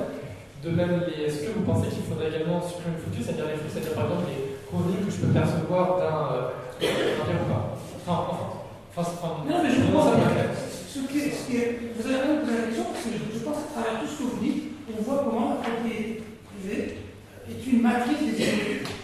C'est-à-dire que, donc ça commence, voilà, on ne sait pas trop comment, j'ai un terrain. Voilà, première chose. C'est déjà une première forme d'inégalité, puisque ce terrain, quelqu'un ne l'a pas, quelqu'un n'a pas de terrain. Première forme d'inégalité.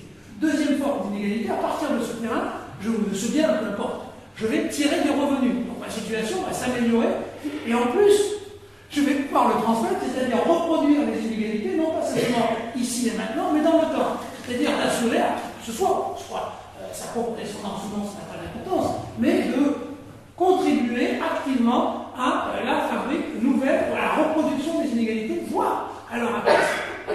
Donc, pour l'instant, ce qui compte ici, c'est qu'on se pose la question. Voilà. C'est pas de dire clairement, voilà le système, je n'ai pas le système clairement, même si on avait, je suis là pour expliquer clairement ce qu'il faudrait faire. J'essaie de montrer pourquoi la propriété privée est un problème politique majeur de ce système. Voilà. Parce qu'un individu, comme vous avez dit, alors je mets pas le mot mentalité, parce que quand on dit mentalité, on a l'impression qu'on est un peu enfermé et qu'on n'a pas aliéné et qu'on ne donne pas la possibilité de s'en sortir. Avant de revenir à l'éducation, à la question de fabriquer des individus nouveaux, et tous les dangers qu'il y a, pour dire quelques mots de la fabrique de l'homme nouveau, parce que ça aussi c'est un problème.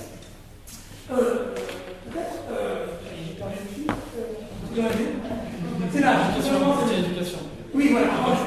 J'avais été avant l'éducation, donc je vais revenir. Donc en fait, pour vous, la propriété, comment dire, faut que je fasse tout simplement abstraitement et après pratiquement de savoir comment est-ce que réguler la propriété privée, savoir, c'est-à-dire, par exemple, est-ce qu'il faut appliquer la propriété privée simplement plus que pour les meubles, c'est-à-dire pour les habits, ou est-ce qu'il faut également supprimer la propriété pour les meubles, parce que de manière générale, on entend la propriété privée en matière d'immeubles, c'est-à-dire on fait référence aux maisons, sauf que la propriété, c'est deux choses, les meubles et les immeubles. Et donc, pourquoi est-ce que ne pas également, enfin, si on suit logiquement le principe de la propriété privée, si on veut le supprimer, on doit le supprimer pour tout. À savoir pour les immeubles, donc pour les maisons, également pour les meubles, c'est-à-dire pour les habits, mais également pour la télévision.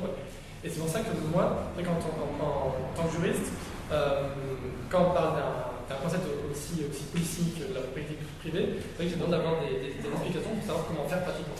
Alors là, je réponds juste, je finis sur l'éducation, et ensuite ça va répondre ensuite on pourra échanger sans réintervenir, sinon on répond. Alors, sur la question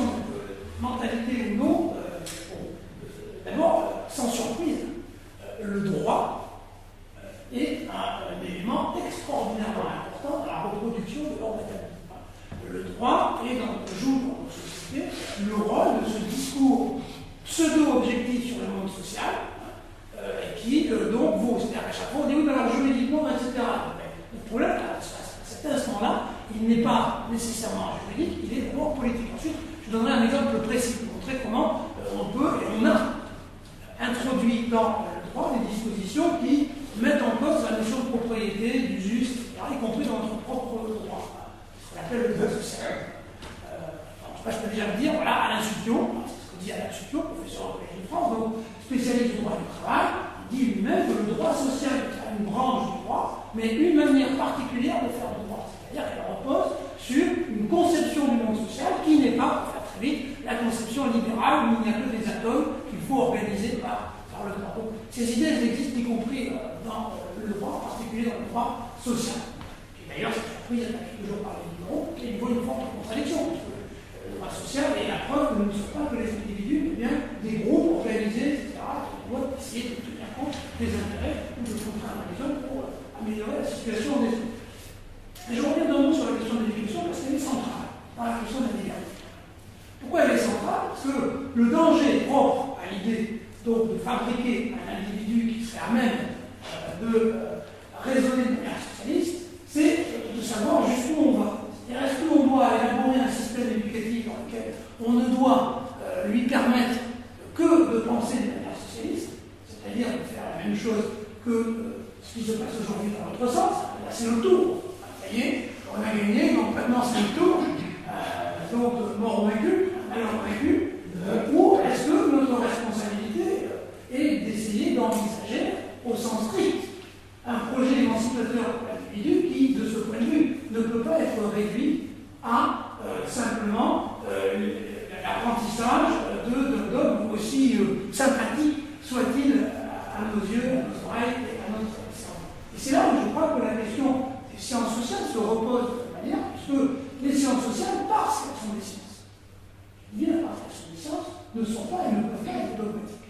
Et donc ne peuvent pas avoir pour fonction de nous donner des vérités établies sur le monde social, mais plutôt des manières communes de penser le monde social. Donc, on pourrait, par exemple, considérer que, à minima, dans les programmes d'éducation, il devrait y avoir une place beaucoup plus grande faite à des savoirs au sens large, parce que ce n'est pas que les sciences sociales, etc., dont l'attendu premier, c'est-à-dire la manière de penser, serait qu'il existe une réalité sociale qui n'est pas réductible aux individus qui la composent. Ça pourrait être une première direction de transformation. C'est-à-dire, non pas se l'apprendre comme une sorte de catéchisme en disant, ben voilà, ce que X, Y a pensé, mais d'essayer de se dire, voilà, comment on peut transformer l'enseignement. J'ai parlé des savoirs, mais je peux aussi parler des dispositifs pédagogiques. Les dispositifs pédagogiques, je dis pour les notes, on pourrait dire pareil sur les prises de parole, une manière de réfléchir à aussi comment le dispositif pédagogique au sens large est un dispositif qui encourage à leur rapport individuel. Vous avez là la salle qui est construite, même si j'essaie de faire parler, etc., c'est pour ça, par rapport vers moi. C'est-à-dire que c'est chacun et chacune d'entre vous a une relation avec moi. Donc on est dans un modèle qui est d'interaction individu à individu. On n'est pas dans une logique de dynamique de groupe. Et dès que vous faites, c'est une manière de dire, mais en France c'est difficile de le faire vivre. Parce que la salle n'est pas faite pour ça, les micros, il y a mille choses qui nous empêchent en pratique de faire ça. Qui sont intéressantes parce que ça montre que les blocages ils sont partout et qu'ils ne sont pas dans tel ou tel dispositif qu'il suffirait d'éliminer pour que ça marche partout. Et souvent, comment dirais-je, le véritable blocage il est dans votre tête. Alors vous êtes les adultes libérés, vous savez, etc. Mais pour celles et ceux qui ne le sont pas, qui sont nécessairement à l'extérieur de cette salle, la première manière de manifester leur opposition à un cours qui n'est pas un cours, il n'y a pas de plan, il n'y a pas de grand temps, etc., c'est de ne pas prendre de notes. Donc les étudiants, qui je fais cours à peu près de la même façon, la première chose qu'ils font, c'est qu'ils ne prennent pas de notes. C'est la première manière de le signifier, mais ils ne s'en rendent pas compte. Que c'est pas un cours, c'est pas vraiment un cours, c'est comme ça, etc. Parce que et ça, c'est pas réfléchi. Ils ne sont pas mis d'accord, dire on va les signifier, que ça va pas du tout, etc. Et il y a mille façons comme ça, qui sont des formes de rappel à l'ordre. Je suis français, après de faire des introductions de 20 minutes, je ne dis pas une seule date. Personne note. Dès que je dis une première date, alors on entend le bruit de l'amphithéâtre, qui se entend le bruit des autres qui étaient en lien, je leur fais remarquer. Je m'amuse avec ça, on va dire oui, personne ne réfléchit, mais au fond, tout le monde, c'est tellement incorporé que dans notre corps lui-même, nous savons déjà ce que c'est un cours, un bon cours, comment ça doit être, etc. Et donc, vous voyez à quel point c'est ancré en nous. Donc, les dispositifs, c'est comme un bout à bout. C'est l'image de Pierre-Maude de Javier, cette incorporation, c'est un bout à bout. Petit à petit, personne ne peut dire où on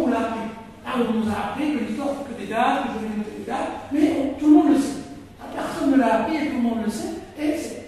Vous voyez, par ce travail de démystification, si vous voulez, ou du moins de mise en évidence d'un arbitraire. Ce que nous faisons pourrait être fait autrement. Là, ça pourrait aussi être une des missions d'un système éducatif démocratique, parce que ça nous apprendrait collectivement une idée toute simple, c'est que tout ce que nous faisons pourrait être fait autrement. Et sinon, tout peut être fait autrement, alors j'ai vocation à me dire ça.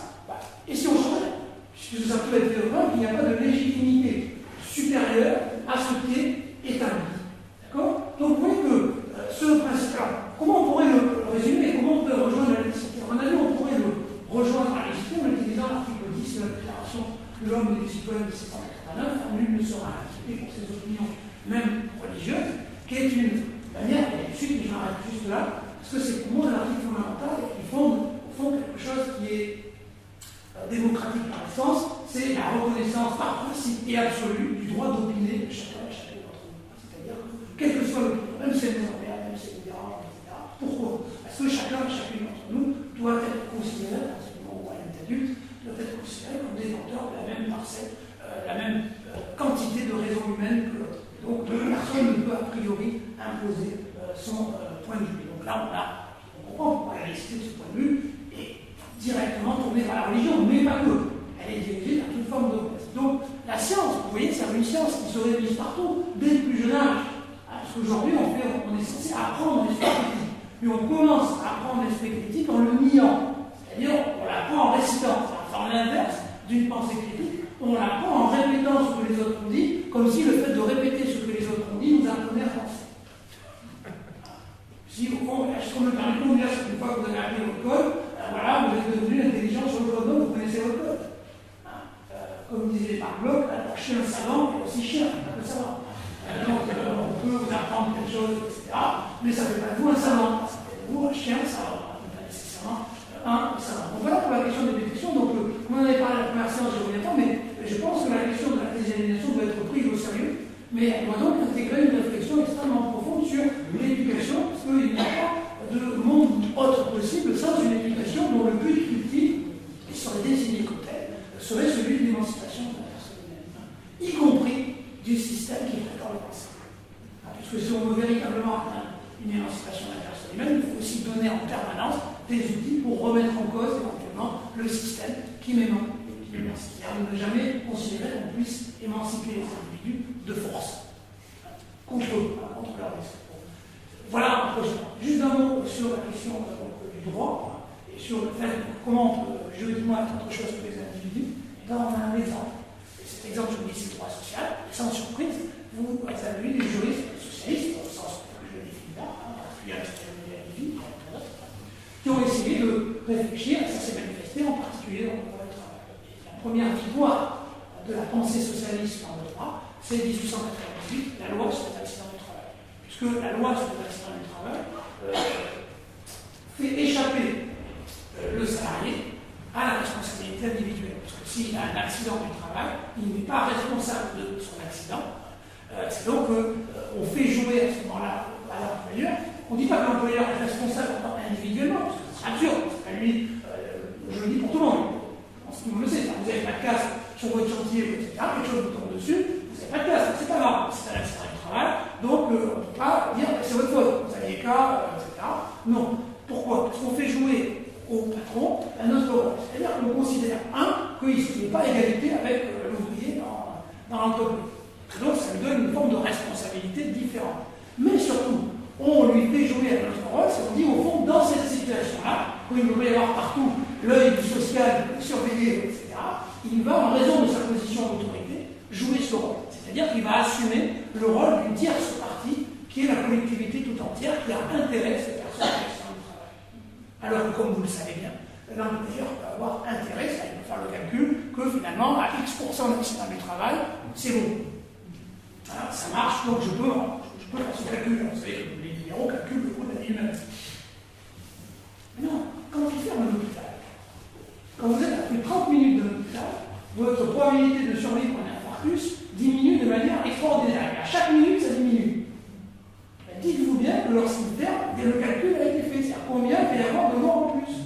Ces calculs-là, ne croyez pas que les choses que j'ai déjà vues.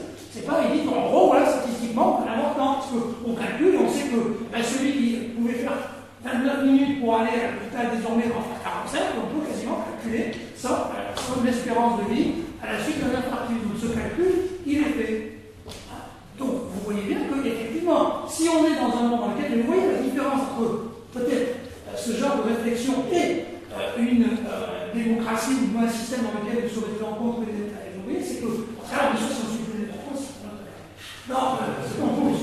Ça désormais l'utilité, mais ici, vous voyez, c'est l'idée qu'au fond, on peut, en quelque sorte, jouer des intérêts des groupes et leur proposer une forme de transformation, c'est-à-dire leur proposer de s'adosser à un intérêt général qui n'est pas nécessairement leur intérêt d'individu ou leur intérêt de membre de tel groupe, etc.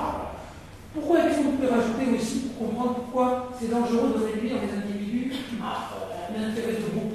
Parce que dans nos existences sociales, nous appartenons à plusieurs groupes. Et il n'est pas sûr que nous puissions réduire nos actions à une seule appartenance. C'est le problème de la réduction, vous voyez, de l'explication, de la détermination des actions humaines uniquement par l'appartenance de classe, c'est-à-dire par le fait de croire que les classes sont objectives. C'est là, c'est une question qu'il faut se poser. J'en parle un peu. Parce que le cours de Collège de France de Pierre Bourdieu est consacré là-dessus, c'est vrai, au début des années 80, il y a eu beaucoup de discussions sur la notion de classe sociale, sur le fond de marxisme universitaire, qui sont plus vraiment triomphants, en tout cas dominateurs, mais déclinants. Il y a donc une discussion qui est menée sur la question de la classe sociale, et en particulier sur l'objectivité qu'il peut y avoir. C'est là où, donc, j'en termine, la question de l'aliénation peut être posée et interrogée, c'est sur le problème d'aligner à quoi, et quel est le regard sur la société qui nous permettrait suffisamment objectif pour le réduire à une seule manière de le découper. Tant nous pouvons avoir l'impression assez réelle qu'en réalité nous sommes pris dans des découpages multiples et parfois il nous arrive d'être pris dans des découpages contradictoires entre eux et qui font que parfois nous agissons en pensant que la société est divisée comme ça, à d'autres moments elle est divisée autrement et c'est ça qui nous motive ou qui sert que nous sommes nous-mêmes remplis des contradictions qui sont propres au monde social. Alors c'est rassurant dans certains côtés, parce que ça autorise ça véritablement une science sur le monde social, puisqu'il ne peut y avoir de science que s'il y a discussion et remise en cause possible. Et la meilleure preuve qu'il y a de remise en cause du monde social, c'est justement qu'il est pétri de contradictions, c'est-à-dire qu'il est pétri d'analyses divergentes qui font sa substance. De ce point de vue, la démocratie, vous voyez, devient le meilleur moyen de tenir compte de cette situation, puisqu'elle nous oblige à intégrer à nos raisonnements les points de vue sur le monde social qui ne sont pas les nôtres, et a priori, les points de vue que nous avons envie de récuser, d'évacuer, etc., qui ne nous plaisent pas. D'accord? Donc vous voyez comment on peut faire dialoguer socialisme, sociologie, donc, et démocratie. C'est-à-dire que la démocratie, au sens où c'est un régime qui va autoriser tous les points de vue, vous voyez, peut-être que c'est la dernière, je suis toujours la dernière, ce que je dois rajouter, c'est que la définition, je vais laisser un peu de côté les aspects volontaires, la définition de la démocratie implicite, ce que je viens de dire, c'est une définition qui n'est pas une définition juridique, qui n'est pas, disons, une définition procédurale. C'est-à-dire que la démocratie ici n'est pas réduite à des procédures qui permettraient la réalisation de la démocratie, mais à un régime, c'est-à-dire à une forme de société qui permet ensuite à une délibération démocratique de naître. Et le même raisonnement que nous avons fait pour la liberté individuelle, nous le faisons aussi pour la démocratie. Toutes les sociétés, toutes les formes de société n'autorisent pas les mêmes formes de démocratie, voire même n'autorisent pas la démocratie. Et nous pourrions peut-être nous quitter sur nous interroger sur une interrogation jusqu'à partir de quel niveau d'inégalité sociale la démocratie peut être possible. C'est-à-dire la promesse d'égalité politique devient irréalisable dans les faits en raison même de l'inégalité sociale. Et là, vous êtes au paradoxe entre la démocratie et le socialisme, et la science sociale, c'est que la démocratie promeut une forme d'égalité des individus quand le socialisme et la sociologie nous racontent une histoire bien différente de contradictions, d'intérêts divergents, de rapports de force. Et on voit bien qu'il y a une tension inhérente entre la réalité de la société et la promesse démocratique, on voit le projet démocratique. Donc c'est surprise, pour cette raison, que nous ne cessons de nous interroger sur la nature même de la démocratie, parce que tous les jours, elle peut nous paraître légitimement remise en cause par une réalité sociale qui semble échapper au monde politique. Mais de cette contradiction, nous pouvons peut-être, au contraire, tirer des manières nouvelles de réfléchir et non pas d'abandonner le modèle démocratique, mais de le réarmer sociologiquement et aussi philosophiquement, comme on verra la prochaine fois, le réarmer de façon à avoir en tête un modèle beaucoup plus robuste, plus cohérent, qui ne voisine jamais avec le libéralisme et le libéralisme, dont on verra les tentations permanentes. Voilà, j'en ai fini sur, je ne sais pas qui ça mais c'est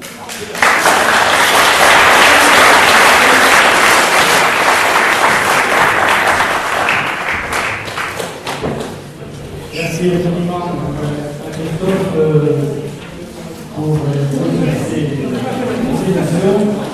Je vous rappelle qu'il revient le 4 avril à un endroit, à 9h. Point d'autre où je vous d'abord une bonne soirée. Je vous invite à consulter notre site pour les autres événements que l'UPB organise et à toute une série à divers endroits de Bordeaux. Donc, je vous dis à très bientôt. Je vous rappelle le stand de notre chapeau sportif. Si vous pouvez nous aider, ça sera bien reçu et on va vous en remercier. Bonne soirée à tout le monde.